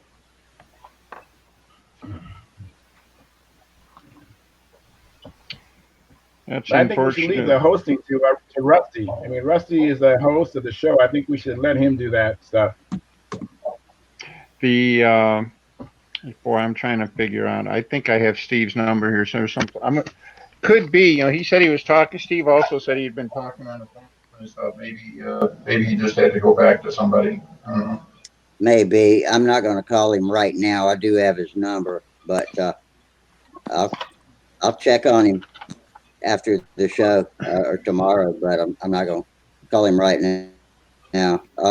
Sorry, I made the announcements. In the beginning on several of the last shows too that we're trying to stay away from talking too much about it because there's a better place to get our news than from Aeromodeler discussion, and that this is a respite from that.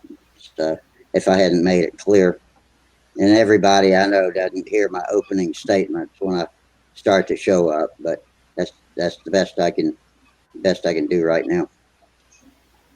Right. But if Holly had it, you wouldn't talk about it. You wouldn't mention it. Yeah, I probably would. That's the point I'm trying to make.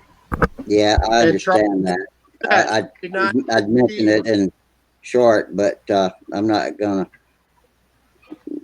I try not to dwell on it. It just doesn't serve any purpose.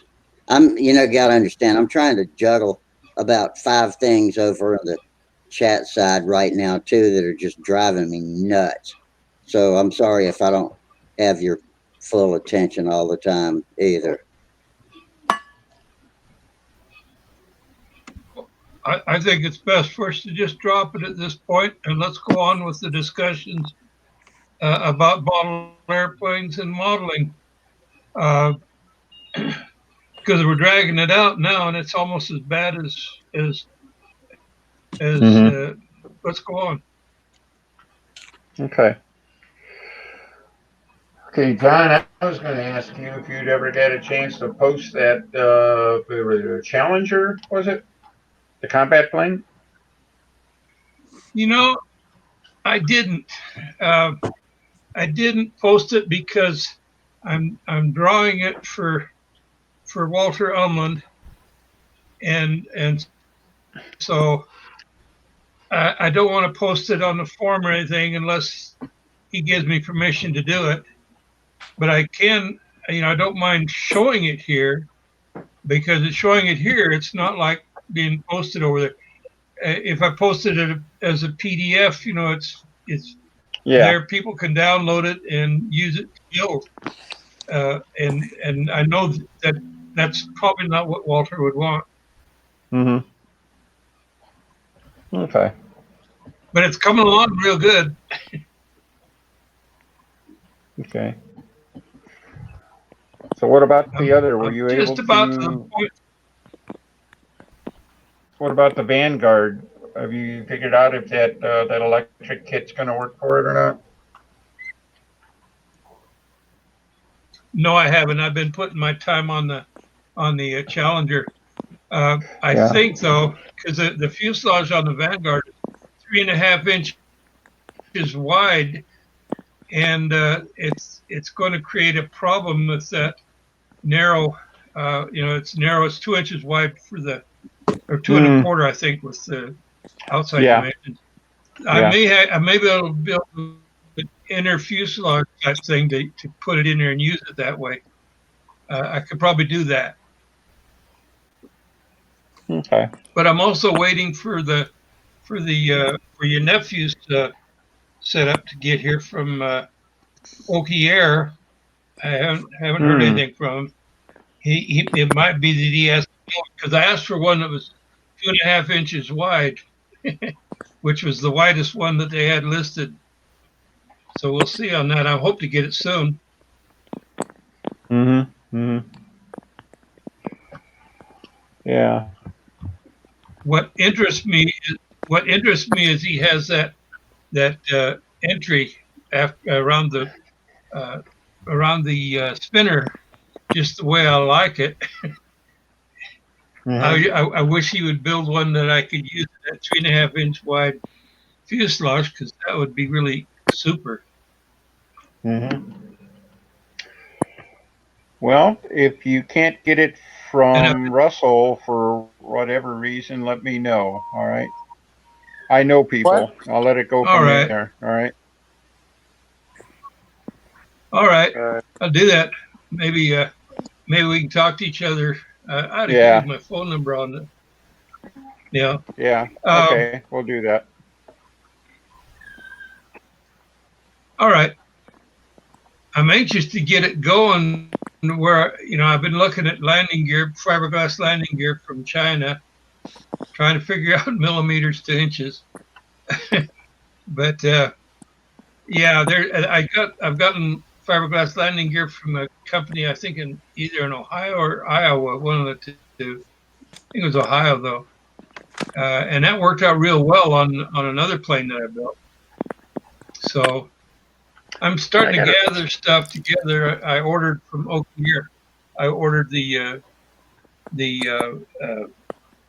elevator horn, and I didn't order it bent because I want to do the work with it. You mentioning spreading the tips out. In other words, making it not square, but spreading the Mm-hmm. tips out, give me more room to plate up.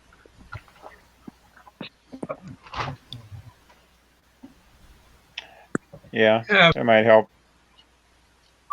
there's always something to do.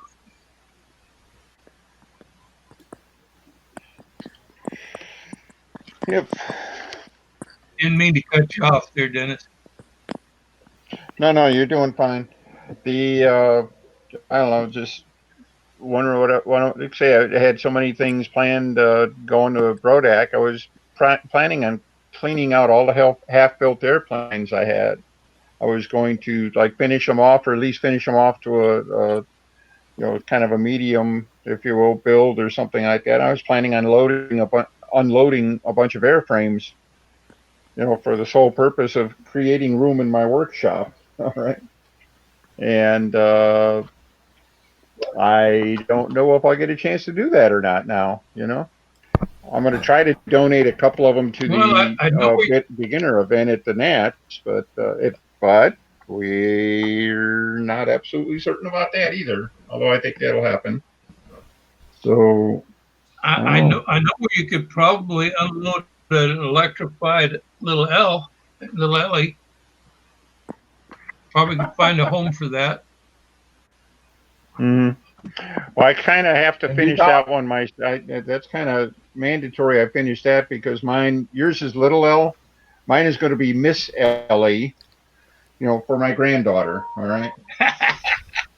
I've already found the unicorn decal, for it and everything like that. Actually, one of the questions I had, I'm not really ready for it, but I'm going to have to find somebody to help me with. I'd like to print her picture on a peel and stick kind of decal.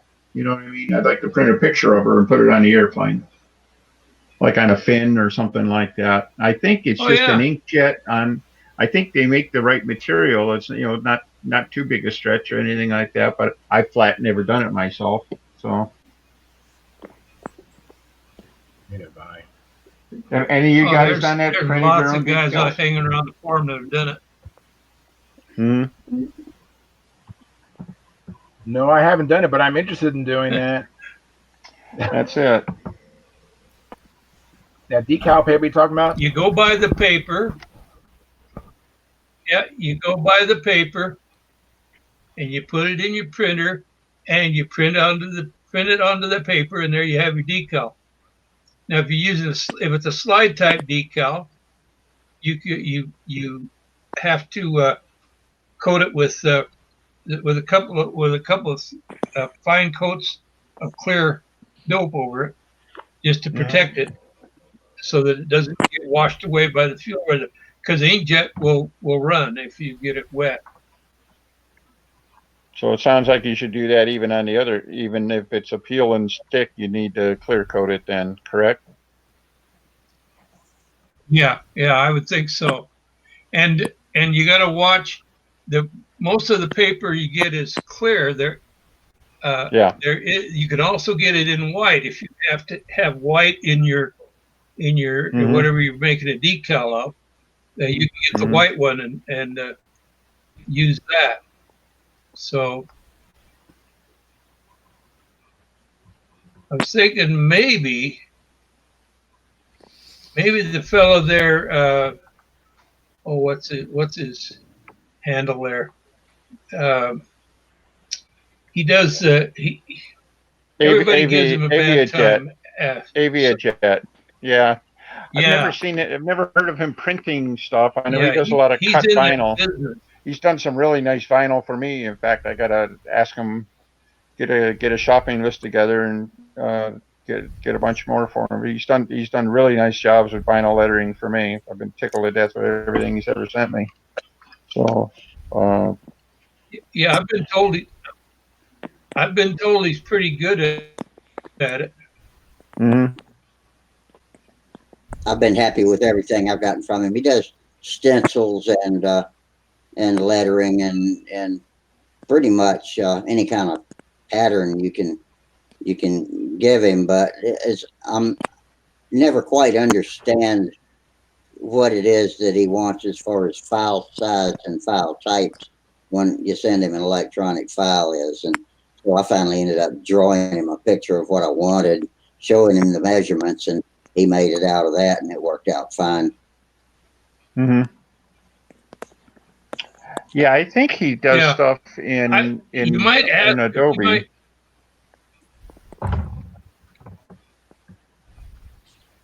Denny, you might ask him if about getting a picture of her, if it's possible, if there's any possible way you can do that, or he might know of a way that you can do it. He seems to be willing to share that kind of information. Yeah, I have let my inkjet kind of go to seed here. I got so tired of feeding it ink and having it dry out and feeding it more ink and having it dry out and everything like that. I got so tired of it. I finally just got a Laser jet. what, yeah, just a laser, a black and white laser printer, which really fills the need for 99.9% of what I Yeah. print. And Yeah. so I'd probably have to bum off somebody with a laser jet now too. But A color laser printer will probably give more resilient colors that won't fade in the sun too. yeah, they're good. They're actually, Yeah. when I was looking at those last time I went looking at the regular color lasers, they were, even the guys at the print store said, they started like, 2 or 3 times the price of a laser jet, and they said the laser jets are really better at bright colors, like photography kind of things, Yeah. than the dry powders Or were. the inkjet. Oh wait. Yeah, Okay. inkjet, laser jet, whatever. Yeah, they were better. Inkjets are powder or little liquid cartridges, and Yeah. laser jets use powder cartridges with 3 colors. So, Hmm. but the laser jet is the one that I would think would be more resilient. The inkjet fades and it's also water soluble, but it's not dope soluble. You can spray clear dope over your inkjet stuff, and it goes on really well. I always Okay, no do. trouble with that running then, huh? Nope, I have experimented with it, and I have flat ass clobbered it with clear dope, and it doesn't phase it. Neither did luster coat back in the day when I used luster coat. I just Hmm. slammed it as hard as I could, and it worked fine. Yeah, I Hmm. thought it would have run, but it didn't. However, the sun will turn red to yellow in one summer. Hmm. Okay. And I have never tried it on a Yeah, laser that's jet a big printer. problem.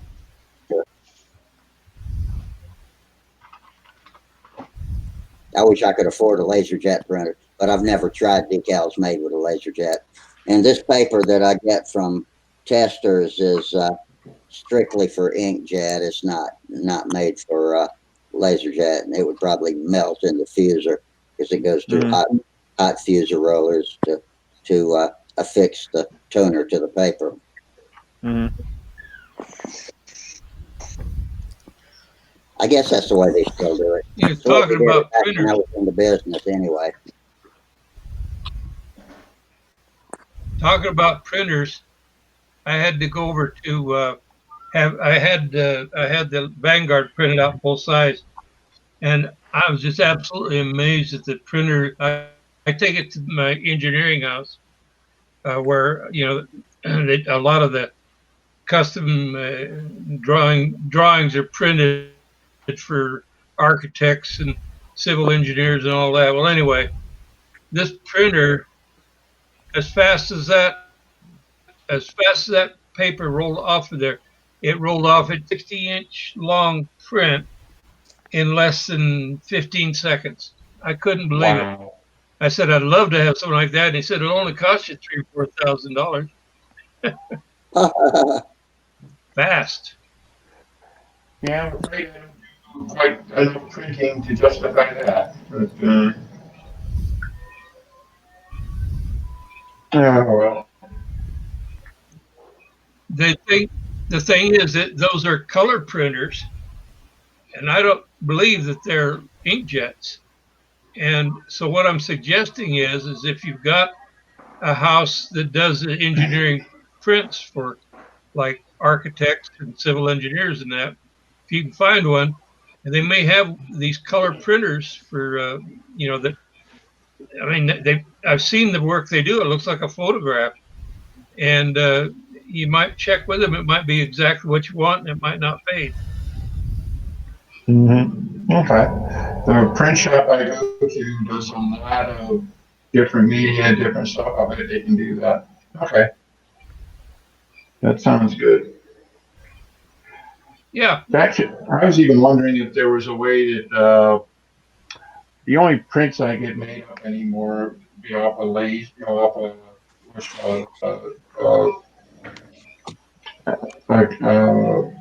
camera, and off a chip, and usually just run them up to the local store and have them printed out one or two at a time.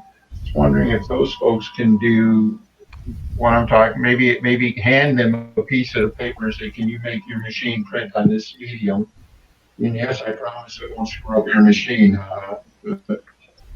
That could be a problem. Okay, let me show Well, you yeah, some that another kind of printing we've been doing here. Let's see if this works out. Don't have it. You guys make that out there? yeah. Oh, that's That is pretty. That's your nephew doing that, isn't it?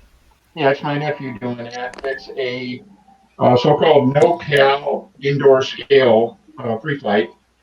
That happens. That's an 8-inch wingspan Hawker Tempest, and he made forms to print out or to mold all the curved surfaces, the tail and wing and stuff like that. And then he printed the tissue all in one shot. So basically, you printed the plans, made the parts, printed the tissue. You lift the tissue off and put it on the airframe and everything like that, and it's all color, everything. And they had a special indoor challenge: fly in your living room. Everybody has to take videos of their flights and stuff like that. That limited them to 8-inch wingspans, and it's like, okay, here's your challenge. Take a video of your flights, and best flight wins. So the real key is finding the biggest damn living room you can find. So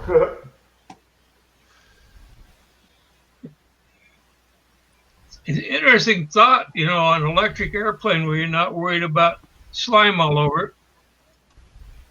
You could do the same kind of thing printing your covering. Definitely could. That would be interesting. I knew a fella that built Firefox, whatever it was. It was an old design that was built, that was marketed around the time that the Ringmaster came out. I think it's old time stunt Lego. Anyway, he built one and he used fractals and printed that on the covering on his silk span and clear doped it. It looked beautiful. He took it to VSC one year. Somewhere there's pictures of it around there, and then he also did one that he did up in like the old 94 Gillows. Is it Gillows glider? Remember the old 94? Yeah, looked like I know what you mean. Kind of like a jet fighter. Yeah, well, he printed that up like that, covered it that way, and brought it to VSC the next year. So it can be done. Mm-hmm. Yep. I've seen the AJ Interceptor or whatever it was. I've seen that, a couple of variations on that. Those are really neat. Yeah. So. Yeah, hey, they look good. Hey guys. Yeah, we haven't said hi to you yet. Sorry about that. Hey, Trent. Hey, not a problem. Hey, hi to you guys. Hey there. How's life? Sir. How's life? How's the school going? Oh, good. It's brutal. What's I up? had I just school. yeah. I just locked down. What? You just had what? We asked if you were locked down. We're not. Oh yeah. This is nobody's going to school right now, so. Oh yeah, all that's closed here too. Yeah. We're not forced inside by martial law or anything like that. Mm-hmm. Yep. I'm testing a new stuff here. It's a new LED. You were complaining about not bright. That looks bright. Boy, that's bright. I need but sunglasses. Don't do that again. I'm comparing the blue ones actually. So I'm just looking at the blue ones, how strong they are, because that's the one that is going to look at in a forward, and I don't see a whole lot of difference between them, to be honest. Maybe at the distance going to be different, but I'm kind of disappointed with what I have here. I'm still looking for those blue LEDs that Fiorot is using, or what voltage they are, or something like that. So that's that. Actually, this is kind of like multiple things that are going on in here. I got the program to work. The program is working fine. The PID works fine on the accelerometer. It outputs the information to the servo. The servo is reacting. So if I move this in a different orientation, then it sees the different G loading on that particular sensor, and it does output to the motor to speed up and slow down. And without the motor, I can see the servo moving, right, responding, right. So that's all there's to it. But this works good. So you look like you just ripped a hunk of computing material out of the Enterprise, standing there holding that thing. What? So yeah, it was. Is that light go for your plane?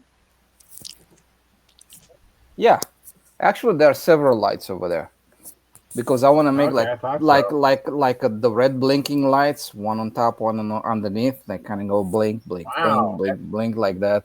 And I want to make like forward-looking lights on it, and that's I want to do position lights, the green and the red light and stuff like that. So wow, that's cool. So now, are you concerned about the current draw? So that's so bright, I can't imagine. I'm concerned about the current draw. Is it going to draw a lot of current? They're LEDs. They don't draw a whole lot. No, LEDs are pretty efficient. Yeah. Very, very little current. Yeah. And in all honesty, I mean, just come on. I have so much power left over in a battery after a flight that I don't really care. It's irrelevant to me. So that's That brings me power. Power brings me a question, Trian. I could ask Dennis this also. I'm looking at a 2815 on the Vanguard, and I'm trying to figure out what my best battery would be. 2815 what? A 3S or a 4S? It all depends on the kV rating of the motor and everything like that. But if you were to use, say, the Brodak 2815, that's a 900 kV or 920, I think, something like that. That basically takes a 4-cell pack. All right, 4-cell, and on the Vanguard, either a 22 or 2500 would do. 2500 would certainly be safe. I think 2200 might be possible. You can keep the weight down. So. Is that a 2815? What brand is that? Okay, that's what. Did you have a particular brand of motor in mind, John?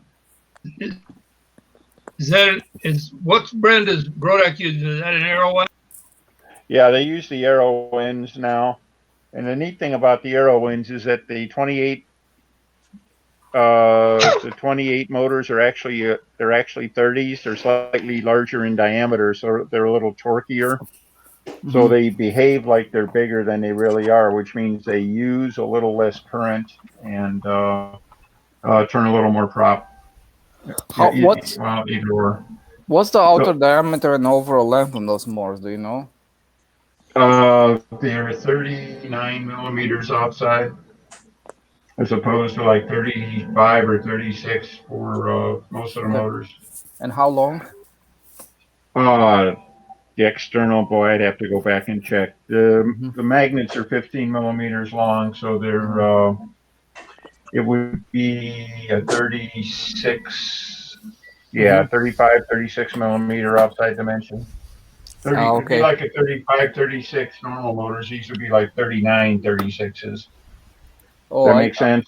I get it. This is a 35, 42 that I'm using, which is 35 millimeter outside, 42 millimeters long, which is very similar. it's I mean, I think yours is just about the same thing as this, minus like a 5 millimeter shorter on this side. Yeah, a little Okay. taller but shorter. So Yeah, yeah. Well, I don't know the answer to that, but I think a 4S, probably 2800 milliamps. I'll probably be safe with that and be yeah. So I'm almost sure, I'm willing to bet that See, this Ray, motor on a 5.5 minute flights on a 2200 milliamps will work perfectly fine. But this is a more it's a more powerful motor than the one that you're thinking.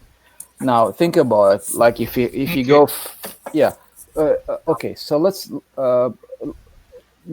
This is the way I'm thinking. Okay, so you're looking at your motors, probably 160 grams or something like that. I don't know, 150, somewhere over there, right? Compared to 100. I think that motor is about it's somewhere there. 115. 115, 118, I think, something like that. 115. Yeah. Okay, cool.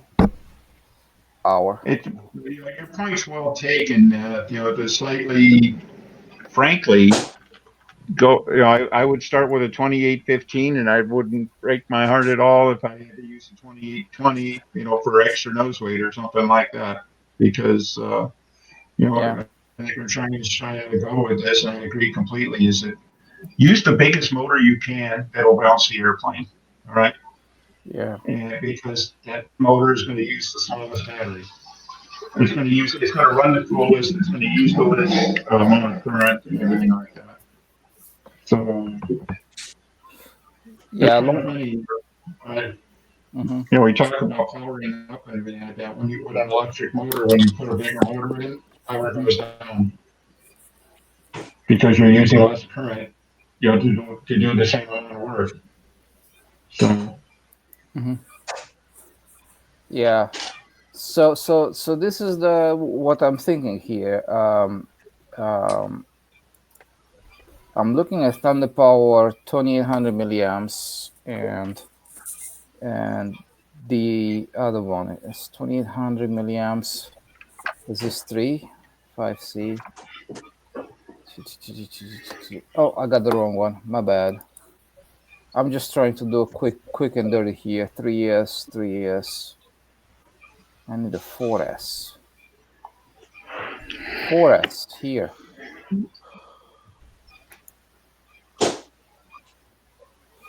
4S.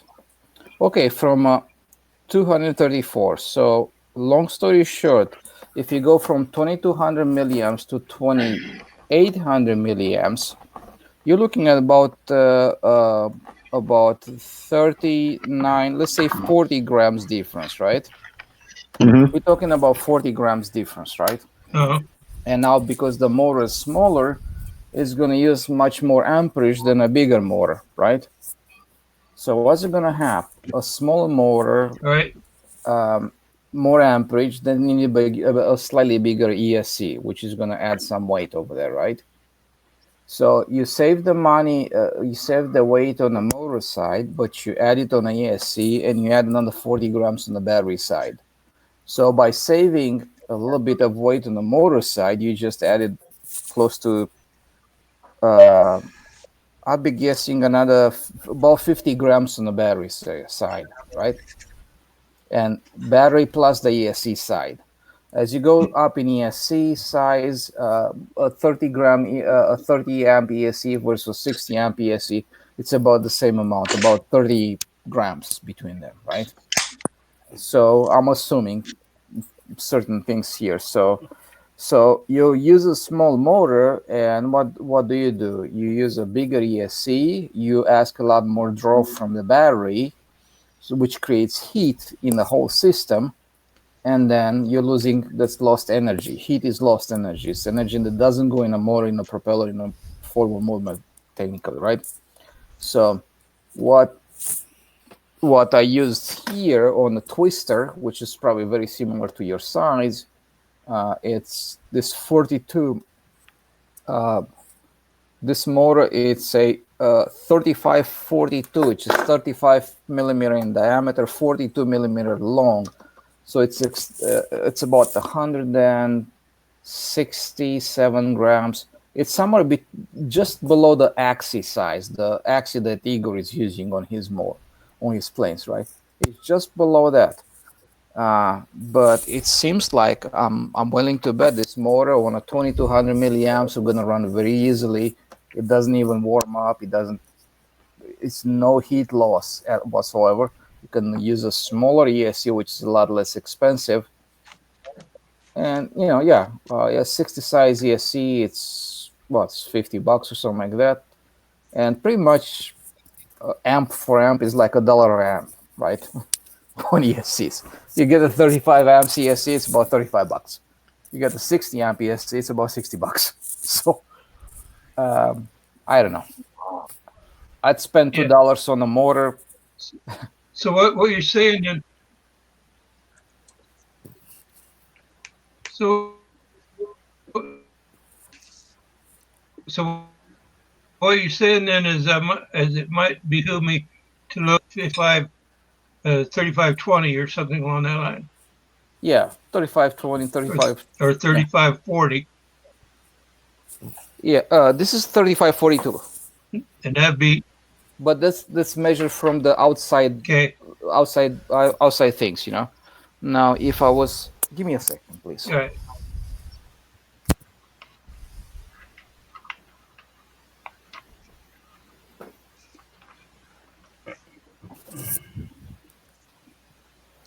Okay. The reason I'm asking all this is I'm starting to gather the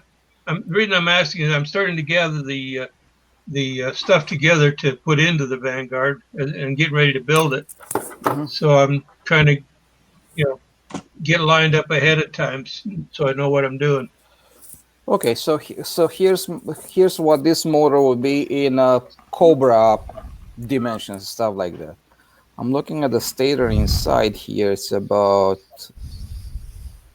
kind of over there. And this is in... okay, let me switch it over. Okay, so about 28 millimeters diameter, because the Cobra is measuring the stator, just looking at the inside guts, right? There are two different nomenclatures. Some company measure the outside diameter and how long is the motor. Other company is looking at the inside the stator and looking at the diameter and how long is it. So in Cobra dimensions, it will be a 28, and by the looks of it, it would be a 28, 24, 28, 25, somewhere over there. So it'll be a Cobra 28, 20, 24, roughly, somewhere around there. Those two numbers, diameter and length. So if using a Cobra or an Aeroin, probably Aeroin is the same thing. And yeah, but Rusty's got his hand up. Mm-hmm. Rusty's got his hand up.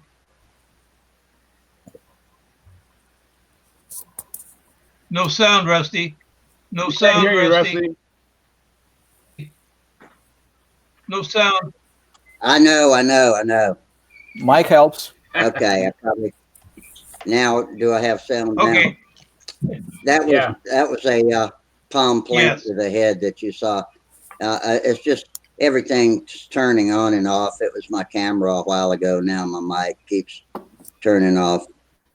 I had to step away for a minute. So y'all carry on. I didn't have anything to add. Yeah. So okay. What I'm using right now is this 2024, and I think I'm using about half of the battery capacity right now for a series of 4 flights, 4 minutes each. So if I was using a continuous 5.5 minute flight, I think it'll be more than enough within the capacity of a 2200 milliamps 4S battery. Now, another thing to consider is that an internal combustion motor, it's a lot heavier than an electric motor, right? And that's something to consider. Now, if you use a small electric motor, what do? It's like instead of having this weight here pulling the nose down, right? from an internal combustion, you have a much lighter pull, right? And the battery is behind it, which has the more pull, right? So as the electric motor gets heavier and stronger, the battery gets smaller. So the weight distribution, it's more closely matched on an internal combustion motor because it has most of the weight in the front and the fuel, which is lighter, is behind the motor. In electric, it's opposite, right? The battery is heavier and the motor is lighter, which brings your moment of inertia closer to the CG, which means even though you have the same weight overall, what the plane is going to feel like is like it's tail heavy. Okay? So in order to, with a slightly larger motor to begin with, what happens? Okay, so you use a small battery, so the weight distribution starts to match somewhat the weight distribution that you have on a typical IC motor, even though in those cases, even those cases, you're still further back anyways, regardless. So, but yeah, think bigger motor. I mean, I would not never recommend the small motors for anything, especially in electric system. Too much waste. I see the point you're making, and I'm basically committed myself to use the equipment that Brodak has. Okay. Which is the Aerowind. And you know, I figured that the 2815 or the 2820 would be about in there, but I could see there's room in there for the 3525 or something along that line, which would be bigger. Is Brodak have like 2825 or something like that? I'd have to ask Denny. He's the one. The 2820 Brodak is the same performance as a 2826 Cobra, and it's the same as a Power 25E flight. All right. Okay, the extra diameter makes up for the difference in length. Oh, I like that. I really like that. The 2815. That's what I was saying. The 2815 behaves a lot like a 2820 Cobra. Or the E-flite doesn't have anything in that range. Yeah. But the airplane you're talking about, John, the 2815. I mean, I got a whole rack full of airplanes with that power system in it, and they work like crazy. I'm typically using 4S 2200 battery in just about everything, and up to about. The airplanes that are over 50 ounces, I need a 2500 battery pack in it. The ones that are, in the mid 40s or below are safe with the 22. So somewhere between the mid 40s and low 50s is where it breaks into the next size up battery. But I did exactly what Tryon was talking about too with that. The airplane I had was originally. The airplane I'm flying now was originally just a little bit tail heavy with a 2815 motor and a 2500 battery pack. And I ended up going to a larger motor and a smaller battery pack. I moved the CG forward and lightened the airplane. Take that. It can be done. Mixing and matching parts basically the same way as he was describing. The weight of the motor being so far forward, a little bit, one size larger on the motor. I think it was like 1 full ounce, forward, like right behind the prop. And I took a 3/4 ounce lighter battery. So it's so far back, its effect on CG is relatively minor, compared to the motor. So. Yeah. But moving this, adding. In effect, adding nose weight and lightening the airplane in the same thing. That's a damn good deal if you can make it. So yeah. And Dennis, how much amps did you use on average? The maximum or minimum? Do you know? I don't know how many. I don't. I'm using on that airplane. I've used a minimum of 1100 up to about 1400. It's my usual flight. Oh no, the question is the actual amps draw from the motor. I have no idea. Okay, Did you ever put a one of those motor testers with an Nope. amp measuring device to see what's gonna get? Yeah. No, the only thing I ever monitor is the total battery usage. Yeah. That's where I know where I'm at. I know that. Let's see, it's got a 35 amp ESC in it. I know I'm not overloading it. It doesn't have a data logger in it or anything like that. So yeah, you could probably use and a then, 25 and still be fine. yeah, and then as far as static loads, I just don't care.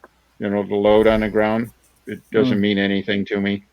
Yeah. So Yeah. you know, so the data log in the air obviously means a lot, but the ESC doesn't have it, and you know, if I'm using 1400 out of a 2200, I know I'm not stressing the battery very much. I'm certainly not peaking anything out. Yes. So. Yep. Exactly what I'm But thinking. again, you know, that's the 38 ounce airplane with that motor in it, which, you know, it loafs along.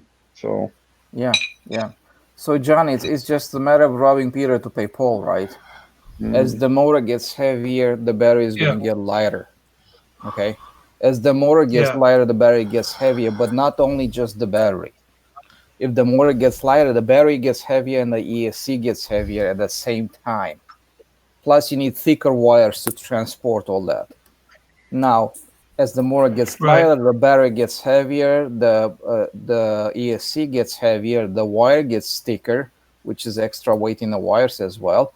Plus, you get a lot of heat being developed in the process because the battery has to put up a lot of juice very fast, so it gets hot. The ESC has to respond to Right. that kind of amperage that goes to the motor. The ESC gets hot. Heat in both places, plus the water weight. It's not worth it. And then you can burn the motor. Yeah. I follow you. I don't get it. I follow you. Yeah. I follow Yeah. you. Well, this I is like. all relatively new to me, Uh-huh. and I appreciate the Yeah. helpful words. Uh-huh. It won't be the last time I'll be asking you about this. You know that are I'm you getting ready kidding? to buy the.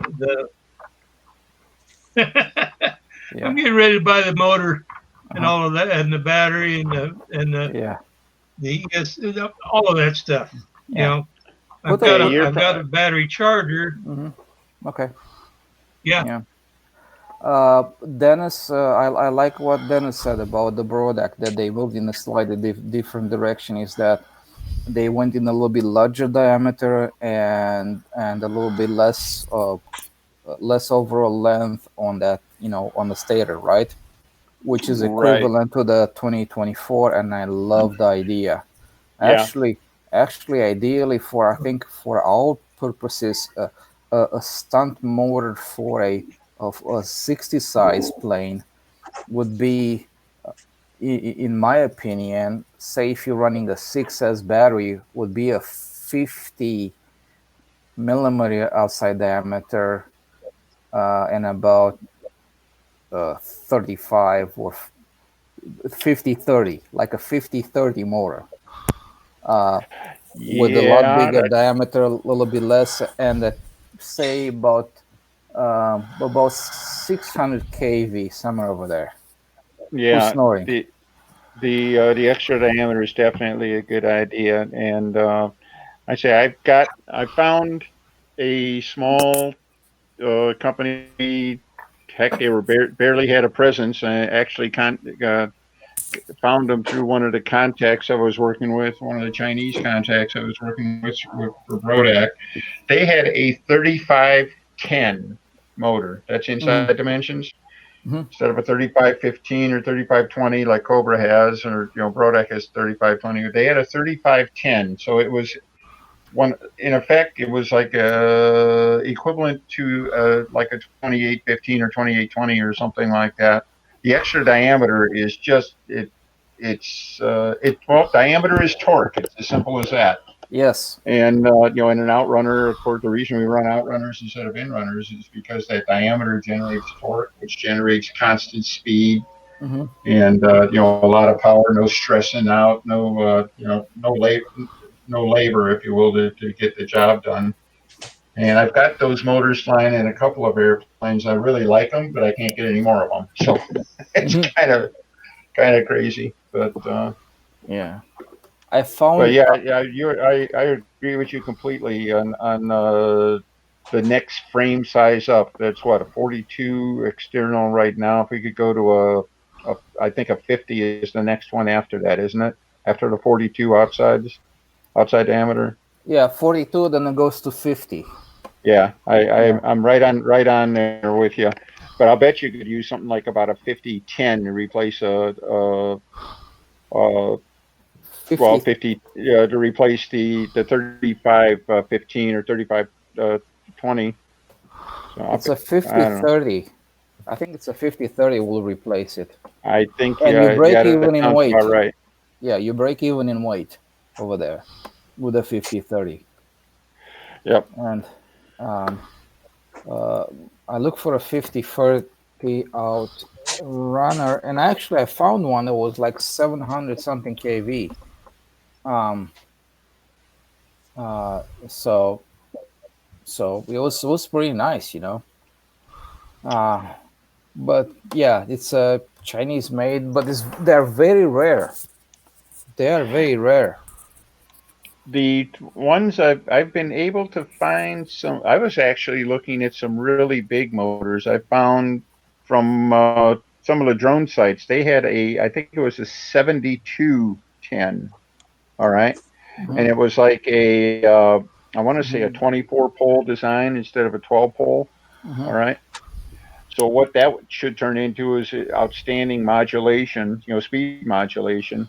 Uh, the only problem is it apparently is built. It was a low kV motor, and it was apparently built with uh, real fine wire or something like that because the max current loading on it was extremely low.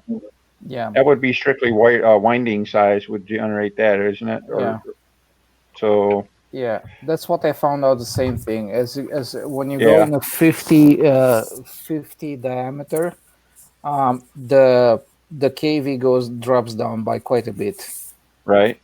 And it's hard to find a 50 kV in about like say about 600 kV. Yeah, they're hard to find in the right kV, but they're also hard to find with much current capability. I don't know why they do. I don't even know why they do that. But they run low kVs for and turn a big fan on the quadcopters and get a lot of lift out of the big fan, of course. But it's just too bad. It's like we need a motor maker out there, Tryon. Simple as that. You got all the metal parts there. We just need to put some more copper in it, and I think we'd have it. But Yeah, but I'm very happy with what I have. The 4250s are great motors. The equivalent, and I don't know, it's Cobra 35, 25, I think, something like that. Um, uh, they are roughly at 210 grams or so, yeah, on average. Those size motors, so just an ounce heavier than what Igor is using right now. Those Axie motors, but to me, I think I hit it right, the nail on the head on the first try by luck or fortune, whatever you want to call it. I'm happy with it, and even at my motor, it's 510 kV only, and but even with that, I don't lack anything. I'm fine. yeah. I mean, I don't need any more. Yeah, the only thing sometimes I worry about, you talk to the IC guys and their engine hop ups and stuff. I can't get them to take any attention when I say that did something like polished out the bypasses and put a chunk of wood in between the magnets and stuff like that to keep them from burping and whatever. And I don't know. Put a carbon fiber pipe behind them or something. It just doesn't ring the same. So yeah, Funny. Ferrite filter. that's it. Funny. So John, I'd go straight to what Dennis is recommending. Go to the 2815 Aero Wing that Brodak makes and just use that. Well, the other beauty of the system is that, with especially if you build the airplane with a front mounted motor, you can just start putting in as much motor as you want in there without changing anything. All you need is the room behind the motor, and you can go anywhere from a 2810 to a 2832. Mhm. Aerowind had a 2832 motor, they're a big long thing, same Mhm. mounting pattern, same diameter, just a longer cylinder. Mhm. And let me tell you, that was some serious power, but it can all be done, and you can do what he was talking about with sizing the motor, bouncing the airplane, sizing the battery, all that kind of stuff. So Yeah. Mhm. Yeah, I think it would be very, very safe and pretty much almost. I think he's gonna get it done right the first time if he goes just straight to yeah, that motor that you are using. The what was that? What the Aerowind? Which Aerowind was that? The I mean, which Well, well, 20. the 2850. 2815. Yeah, Go it's on the ahead, Brodax Danny. site. It's Yeah, go yeah. straight there. Yeah, go straight over there. Put the 2815 on it. Get a 2200 milliamp battery pack 4S on it. 25 to 35 amp ESC. Mm-hmm. You'll be fine. You're Yep. done. All Good. right. I think we have That helps me a totally lot. dominated the conversation here for a while. I think all the glow guys are starting to glass over a little bit here. I think we even lost Oh Lenny. no! Oh no! I No, hear some. Charles, you missed out earlier. Charles Carter and Lenny Burrell were talking about they were talking about building up their biceps to fly their CAS 77s and whatever else, and they were having a muscle build off here. The rest of us were kind of cowering in fear, but I don't know. Uh, Yeah. I hear Yeah, somebody is sleeping. Is someone breathing? for sure sleeping. yeah, Someone's sleeping, but I don't see Len's name up there, so I don't know who it is. uh, If Well, we're if let's see. if we're quiet for a Rusty's minute, moving. Russ is up. Rusty's moving. What about Yeah, I'm Tom here. Ramel? Let's see. yeah, Who's I'm G? still here. Tom, I just have the video shut off to save bandwidth. yeah. I okay.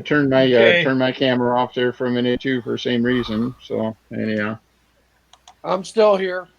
we were having Huh. some bandwidth issues earlier, and we found that by just GS. everybody Who is turning G? off their cameras seemed to help some. So Who's GS? Yeah. Gary He's Sinclair. Gary That's Gary Sinclair. Sinclair. he's the sleepyhead. Yeah, Yeah, he doesn't say a lot, but he watches us. He gets a kick out of us. You know who that is? That's our calendar maker. Yeah. Yeah. And he Yeah, I'm here. also not Thank you, Gary, for the calendars. I'm here. and he also made that nice mural of Sparky's Tucker with different builds, different stages of the build in it. Really pretty picture. Framed it and sent it to Sparky too. Mhm. Hey Tom, I got the program to work. That's great. Cool. I wanted to comment, Tryan. I was trying to find your last name, so I went onto your website and I started watching some videos. And I think the one you recorded January 2018 with the Evolution, Okay. and that's a real nice pattern. You flew really nice. I was really impressed. And I was curious. It seemed like the car was parked right where the intersection is. Was that deliberate or just happenstance? Oh, it was a good place to leave it. So it just I was happened. like, I was watching. You know what? I think he parked his car so that he knew where the intersection should be. I was kind of using Yeah, it too. So well, yeah. mhm. Well, thanks. That's ingenious. Hey, you know what? You might as well use it. You got it. Well, I But I appreciate thought it was that. a good pattern. It's a real Oh, good, real good Well, flight. yeah. If as long as you don't try to line up in like the window pillar or something like that, you get a fastback or a minivan or something. It might be, what the heck. Mhm. Everything. Hey, wait a minute. It's all sloping. Oh, wait a minute. All right. Yeah. Oh, So well. thanks, Charles. But to be honest, that day the plane, I was moving the lead outs. I was messing with the lead outs with the setup on the plane, and it was a lot Actually, no, wait a second. That was immediately after I lost my setup on a plane. Okay, so the leaders were too far forward. The plane was very soft on the lines. Oh, okay. So, yeah. After that, I moved them backwards. I put them back in the right place, and I can fly a much better pattern right now. But thanks, appreciate it. You're welcome. Mhm. What's your last name, by the way? Moroshano. Motorsham. Okay. Mhm. Yeah. Hey, let me ask y'all, what view you have of the screen right now? I got mine on grid view. Are you seeing that, Yes. or are you? Did you see it just when I switched over a minute ago? No, I had it selected already. That's kind of what I prefer, so I can keep my eye Yeah. on John. I don't have the follow me That's setting it. anymore. So I guess YouTube just follows whatever I do. So Yeah. I'm on the grid too. Yeah, I think if you put it on a big screen, it whoever's talking, it tends to move there. But yeah, I prefer using the grid view also. For the yeah, same reason as Charles, you got to keep your eyes on that John character. That's all there is to it. yeah. I just keep mine on the big view mainly because people on telephones have a hard time seeing what's going on. But Yeah. with this 8x8, I might start leaving it on the grid view. Yeah.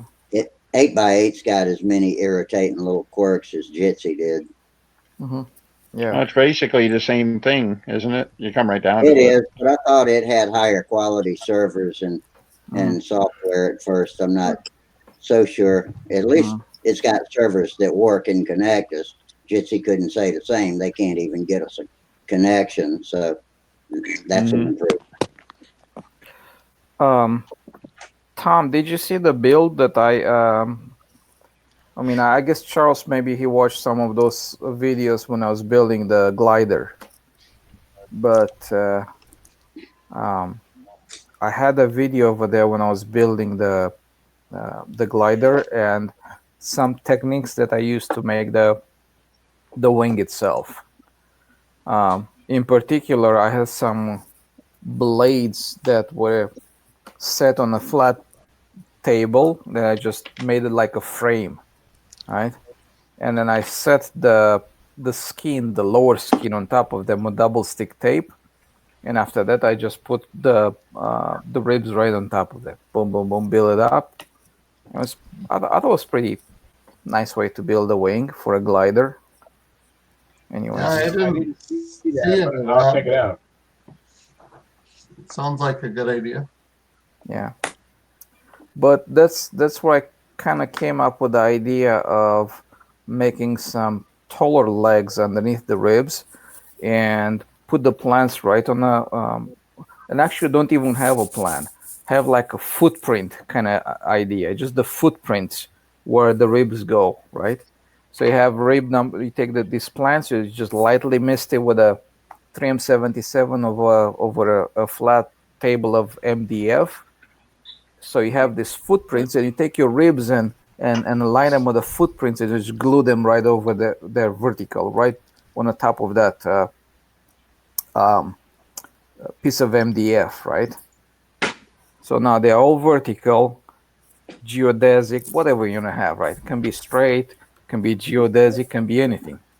And having these ribs sitting like that and elevating in midair, you can put the sheeting from the bottom towards the leading edge, and you can put the sheeting from the leading edge to the top. It's all in one hold, minus the cap strips that go on the bottom, but the rest you can finish everything from the top.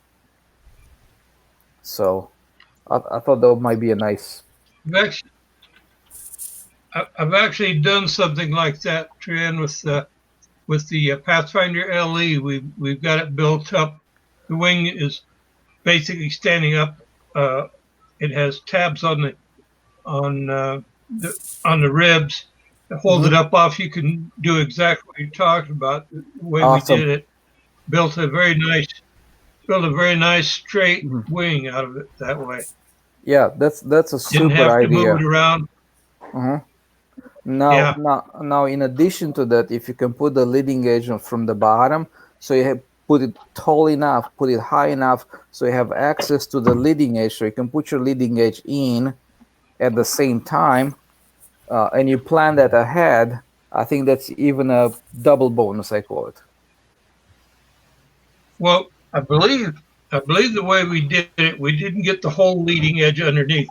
I did a molded leading edge, you Mm-hmm. know, Okay. that for the and then we were able to get the back half of that leading edge on the top. And Mm-hmm. then when we turned it over to do the finish up bottom, we just put a small strip of Mm-hmm. for the rest of the leading edge sheeting on the bottom. Oh But it wow. worked very well. You know, Uh-huh. Yeah. I actually have a on there. There's a shear web that works in back at the trailing edge, Mm-hmm. Yep. and it has standoffs to hold the back end up, and then the that way the rib only has one standoff that holds it up, so there's Mm-hmm. nothing in the way of the leading edge or anything like that. And, Yeah. and if you have a straight level surface, you'll have a straight level wing. Yeah. Yep. It works very Now, well. now, Go for it. if you're using a molded leading edge, like you just said, and especially like if a straight taper wing, that makes your life a whole lot easier all of a sudden because now uh, in a leading edge spar that you put on the leading edge, you can make it in a 0-90 orientation, so it's vertical, it's flat, right?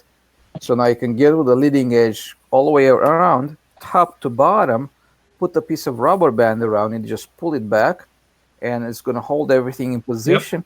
And you just take your thin CA and you just tack it in a few spots, right? On the top, on the bottom, Yep. whatever. And you can take this board because it's just board. You can just move it vertical or like that, so you can reach with a with the little capillary stuff from the CA, right, Well, all the way tip down that. there. And after you take the wing off, you can do a finish bead on everything. Yep. Yep.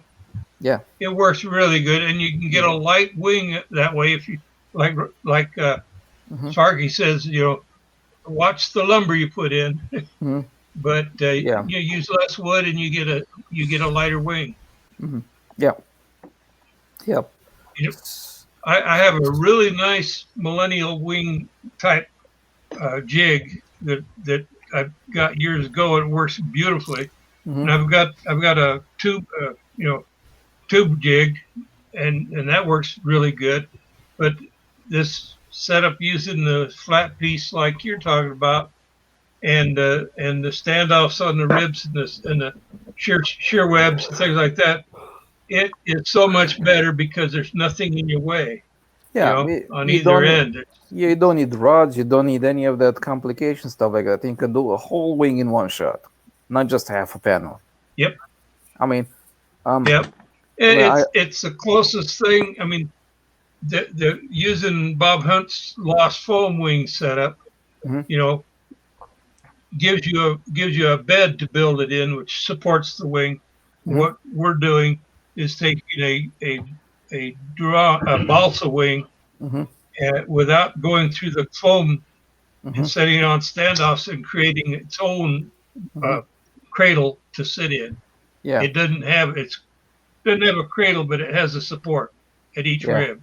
Yes. Now that being said, you can still make use this technique even on a geodesic construction. Yes, you're gonna Yep. laser cut it, and the laser cutting is not exactly in the direction in which you desire to be, perfectly over there, right? But if you think about it, is that basically on a back side of the ribs from the main spar all the way to the trailing edge, they're just, I mean, it's not going to make diddly squat difference. Where it's going to make a little bit of a difference is just around the leading edge. And over there, you can take just a small piece of sanding paper and just sand it off a little bit until you can see the burns from the laser cut kind of disappear, right? And Yeah. just bridge it across two ribs or something like that.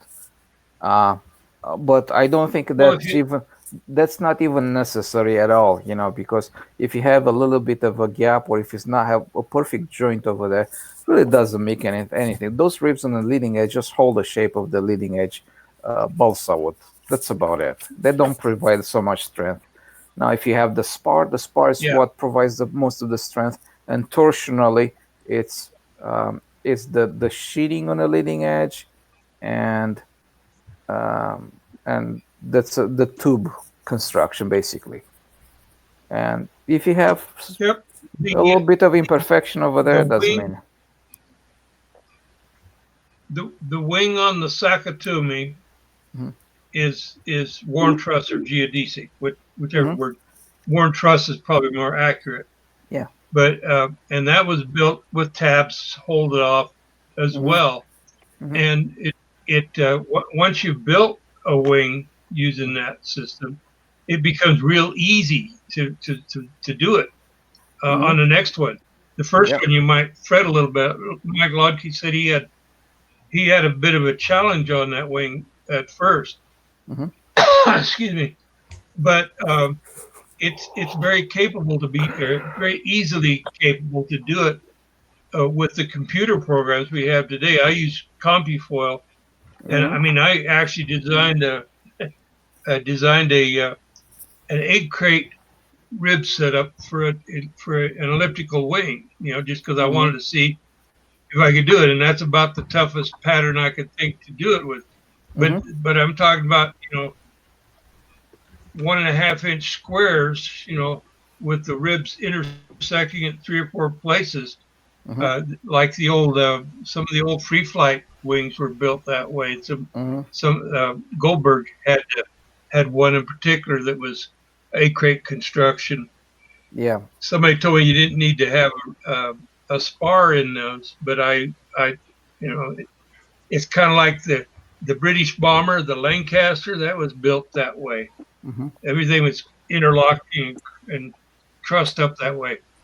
Anyway, I wouldn't build it without a spar myself. Yeah, but I agree. It was, go ahead. I said I agree. I'd keep the spar. Yeah, and but it sure would look nice with some with a transparent covering on it. I wouldn't build it any other way if I was to build that wing. Yeah, I think there's definitely a very viable way of building a wing. 100% agree with it. It eliminates the rods, eliminates everything, all the difficulties of building a wing. You just glue the ribs in place vertically, glue them right on the plans, right on top of your table, glass, whatever you want to build on. And from that point on, it's just super easy just to complete everything. The only thing, I think maybe in a couple of things I'm worried about, right, when I build a wing. As watching torsion is number one, because we use wood in our construction. I mean, most of us use wood, right? And because the wood is not 100% uniform, then you're going to have more torsion on one side of the wing than on the other side of the wing. The same with the flaps. So God knows, by the time you give it the inputs and you start to get the loads on the wing in flight, in a corner, in a loop, whatever, the wing is going to start to warp. The flaps may get the deflection at the root where the control horns are, but on the tip, only God can guess what you get over there. And those are a couple of things I'd be worried about big time if I was building with wood. And I would add some, because most of us use geodesic, I would definitely add like a little bit of strip of super light carbon fiber right on the top of the ribs, right? Or on top of the ribs and underneath the cap strips. So if you want to hide it away, right? Kind of sandwich it in there. Well,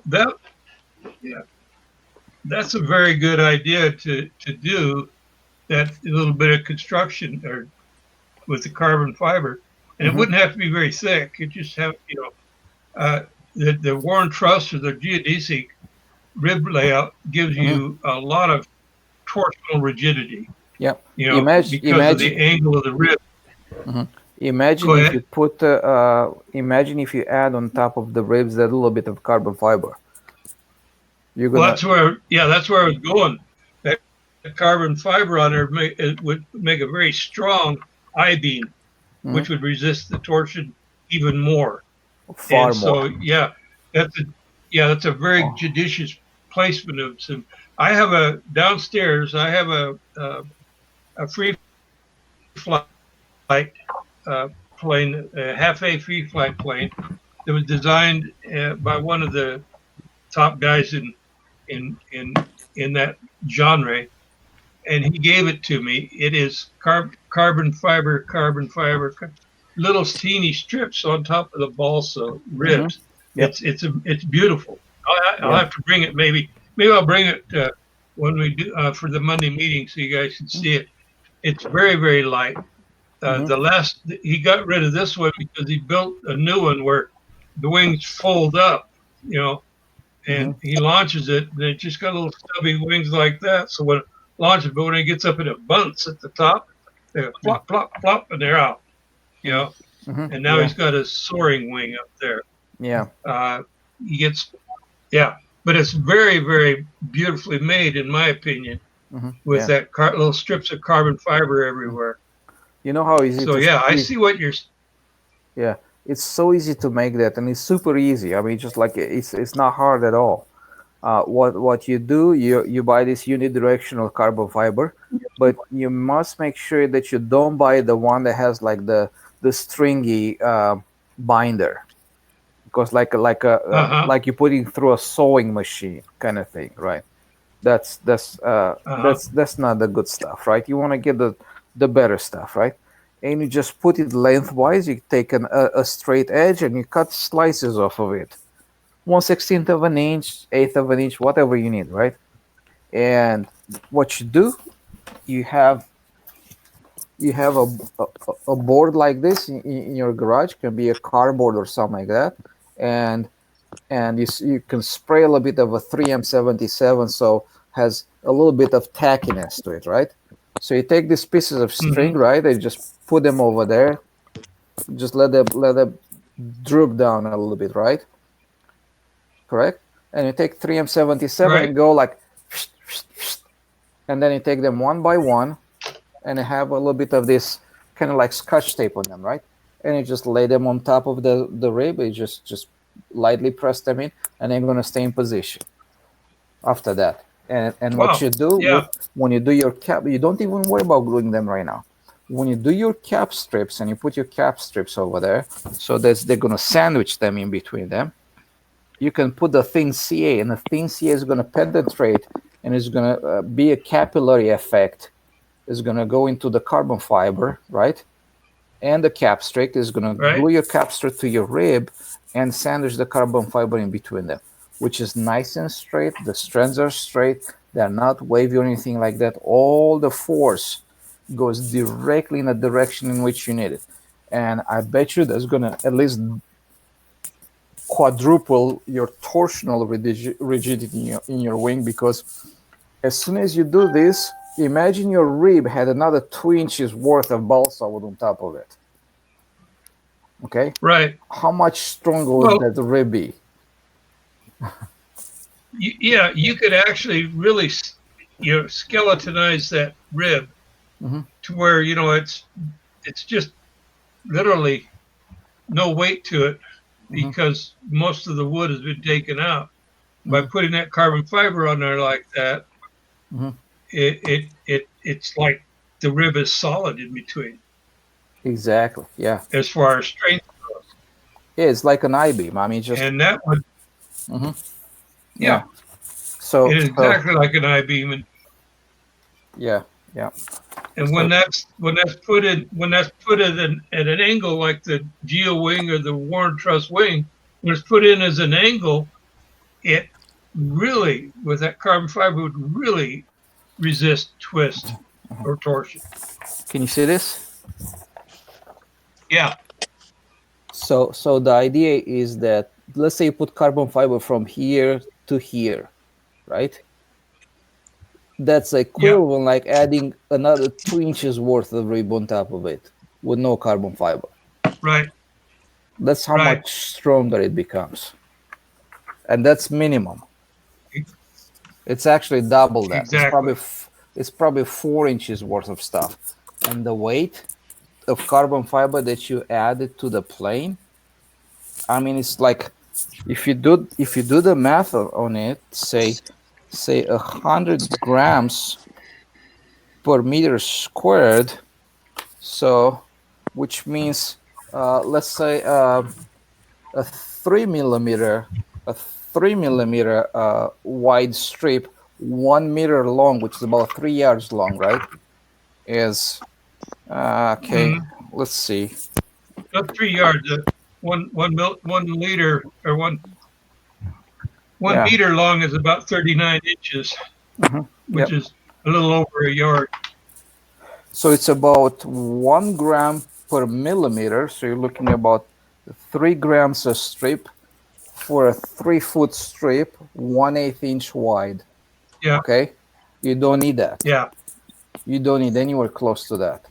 So maybe 2 millimeters or even 1 millimeter is more than enough for, adding some structure to some things, right? But Right. that's I mean, you're talking about adding 5-6 grams on a plane, if that. Right. It's no weight at all. Yeah. And the strength is tremendous. Yeah. But if you have a wing, like when you fly it and the wing starts to flutter and giving you issues, right? What's 5 more grams on a wing like that? And then it's rock solid after that. It's no torsional giving to it. If you can use the same thing in a cap strip, put it on top and on the bottom. So now, if you use a cap strip of carbon fiber for your spar, then instead of going 1/4 inch by 1/4 inch balsa, you go 1/4 inch by 1/8 inch sticks. You don't need any more than that, and sandwich the carbon fiber right in between the sheeting and that spar. And it just quadruple the. It's not quadruple. I mean, I'm being very conservative, right? Because right. Yeah, it's like having a spar that's 2 inches tall by 1/8 inch or by 1/4 inch versus a 1/4 inch by 1/4 inch. I mean, the difference in strength is just phenomenal, right? So I would definitely do that. I would definitely worry about that. And for flaps, I would put like a little carbon fiber tube in there. And that you eliminate torsion over there. And now it becomes predictable. Now the plane is not going to, the wing is not going to flex in flight. The flaps is not going to flex in flight. So whatever input you give to the plane is the input that the plane receives. Minus the, the aerodynamic on the lines and stuff like that. But technically what you give it is what it gets. And you have no ill effect. Actually, on the Torino, Jack Sheets designed a twin boom I-beam wing.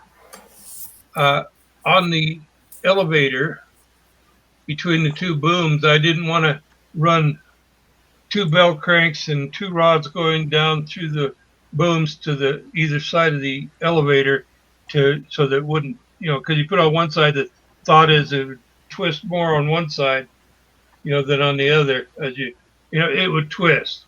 And so I used a carbon fiber tube as a torsion tube and glued that in there. And I run it to one side of the elevator and it does not twist. It does not do anything like that.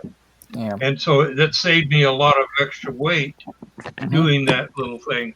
Because otherwise I'd had to have two bell cranks, 2 push rods, all of the associated hardware that went with that to work the elevator, what I would consider safely.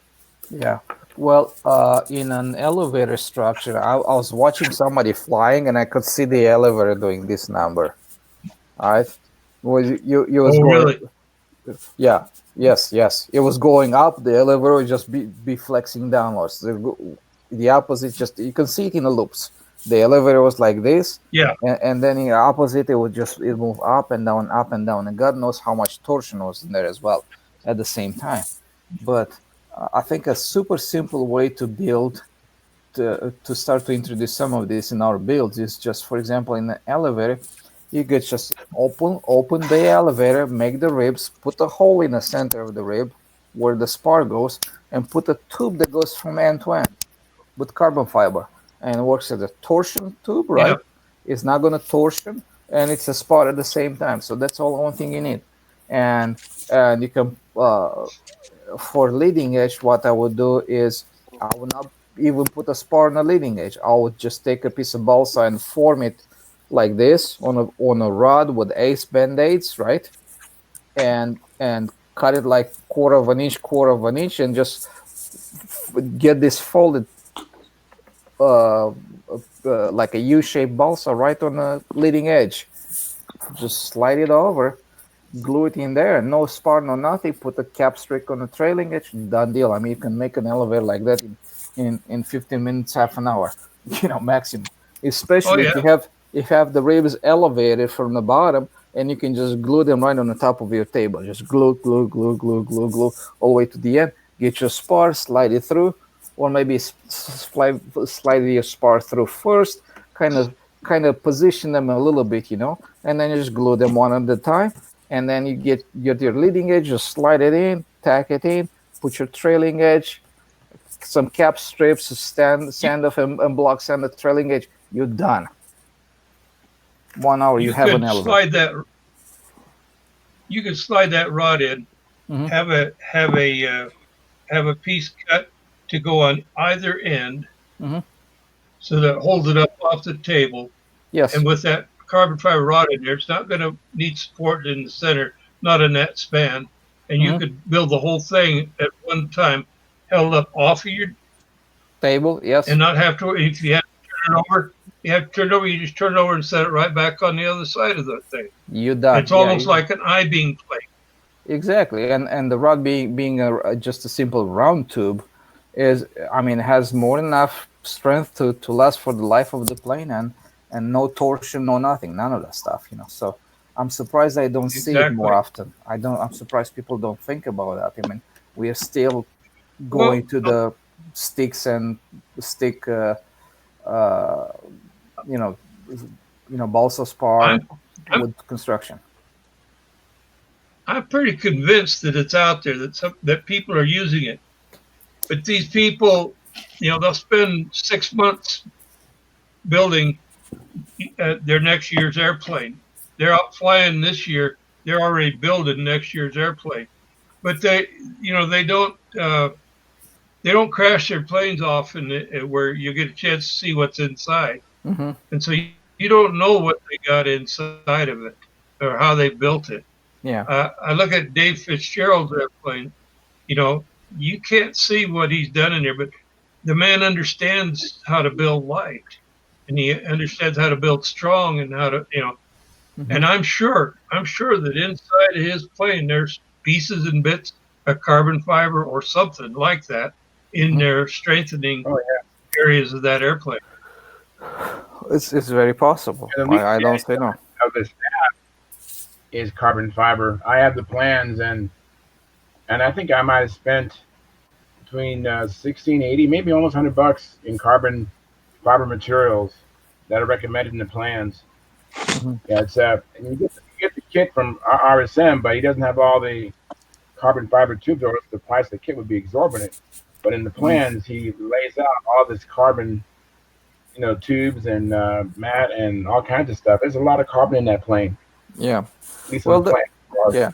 For our purposes, there are only two places where you need to go to get your carbon fiber.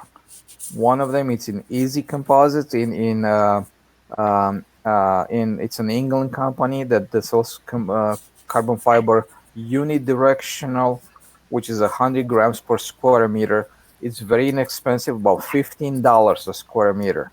And with a square meter, you have about 3 yards by 3 yards worth of carbon fiber. You can cut yourself strips of that stuff, and with 3M77, you can lay them now on top of any spar, any rib, anywhere you want to put them, right? So that's one place for unidirectional. And it comes like a sheet of paper, right? If you take that, it looks like this, like a sheet of paper, and you can see the direction, and you just put a straight edge and just cut yourself strips of whatever you need, and it has about this like this consistency, right? It feels like a sheet of paper. It's not like carbon fiber that will fray or will go all over the place after you cut it. No, it's none of that. Okay. It has some kind of a binder inside of it, right? So that's one place, right? About 15, Right. I think it's 15 euros or 15, you know, roughly it's about $15 a square meter. You get 1 square meter of that for $15. It's going to probably last you for the rest of the planes you're going to build for, for the next 5-10 years or something like that. And the second place, if you want to Okay. buy tubes, it's called Aloft Hobbies. Okay, they have a section A over lot. there, Aloft Hobbies, Okay. and their tubes are very inexpensive. You're talking about uh, somewhere probably the bigger tubes that we're going to use in our stuff is maybe $5 a tube, you know. And they have all kind of Okay. dimensions to them. They have light tubes that are they have tubes that have a 1 millimeter thickness, right, of the tube itself, Right. and they have some other ones that are 0.5 millimeter tube thickness. You have to be That's light. Yeah, you have to be mindful of which one you want to order, right? Um, Okay. All right. okay, granted, they are unidirectional tubes, right? So have no brace. They go at um, uh, the tubes are laid out in two different ways. They're either unidirectional, and some are composite. They have a unidirectional, and the brace they go like a sock on top of it. It kind of spirals around the tube, right? That adds a little bit more Okay. torsional rigidity. The unidirectional are strong enough to do both jobs just as good. Okay, so you don't Okay. really need to go bananas to get those the one that wrap around like this with a bias cloth and stuff like that. But I think the unidirectional is more than enough. And for what we need, probably a 6-7 millimeter with a 5 millimeter ID. It's probably what you want to get. Um, and for an What about elevator, right? What'd you say? what about CS? Whatever in California, they sell that kind of stuff They too. rob you. Those guys are gonna rob you blind. Okay. Oh yeah, too expensive. Yeah. They're way too expensive. I mean, those guys are selling you whatever everybody else is selling you. Probably you can think about almost at least double the price if you buy from them. So, Yeah, I think I ordered from them, the composite store. I think it's called uh-huh. the composite store. Yeah, in Yeah. California, I ordered. It was an expensive bill.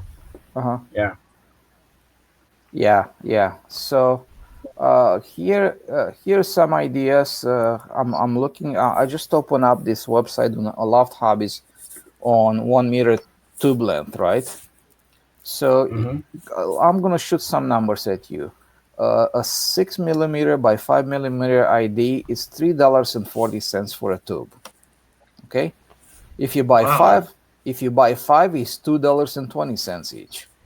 Okay, a seven Right. millimeter 7 millimeter by a 6 millimeter is $3 each. Okay, and if you buy 5 of them, it's $2.30 for 5 of them. Yeah, that's Okay, a pretty good price. I mean, each, right? So if you buy 5 of them, pay roughly about $12, right? Okay. So, so, Mm-hmm. so I'm not being expensive. I'm not talking hundreds of dollars worth of material, something like that. Now let's look at something else, like for a flaps, for example, right? Uh, Flaps, say a 5 millimeter with a 4 millimeter ID, or 6 and a 5. Six is about quarter of an inch. So if you can sandwich this tube in, somewhere where you don't put your hinge, it doesn't have to be on the leading edge of the flaps, somewhere inside the flaps, right? So again, I guess you get 4 or 5 of them, you can make a whole plane with them. I mean, and I'm not talking big expensive. I'm not talking large amount of money, right? I mean, this is not expensive Right. stuff, right? Is it? I mean, do you think it's, No, I think that's cheaper than what I paid. I can't find the receipt, but I know I spent a pretty penny buying it. Here in California, I think it was. Yeah, go and buy from California if you feel like earning some money.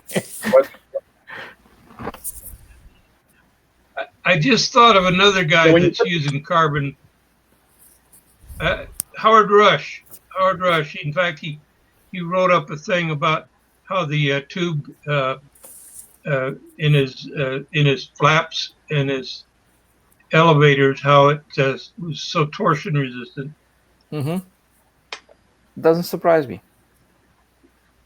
It doesn't surprise me.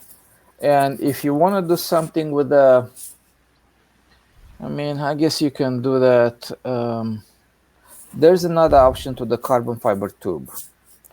It's harder to work with, although, and that's from Solar Composites. If you look at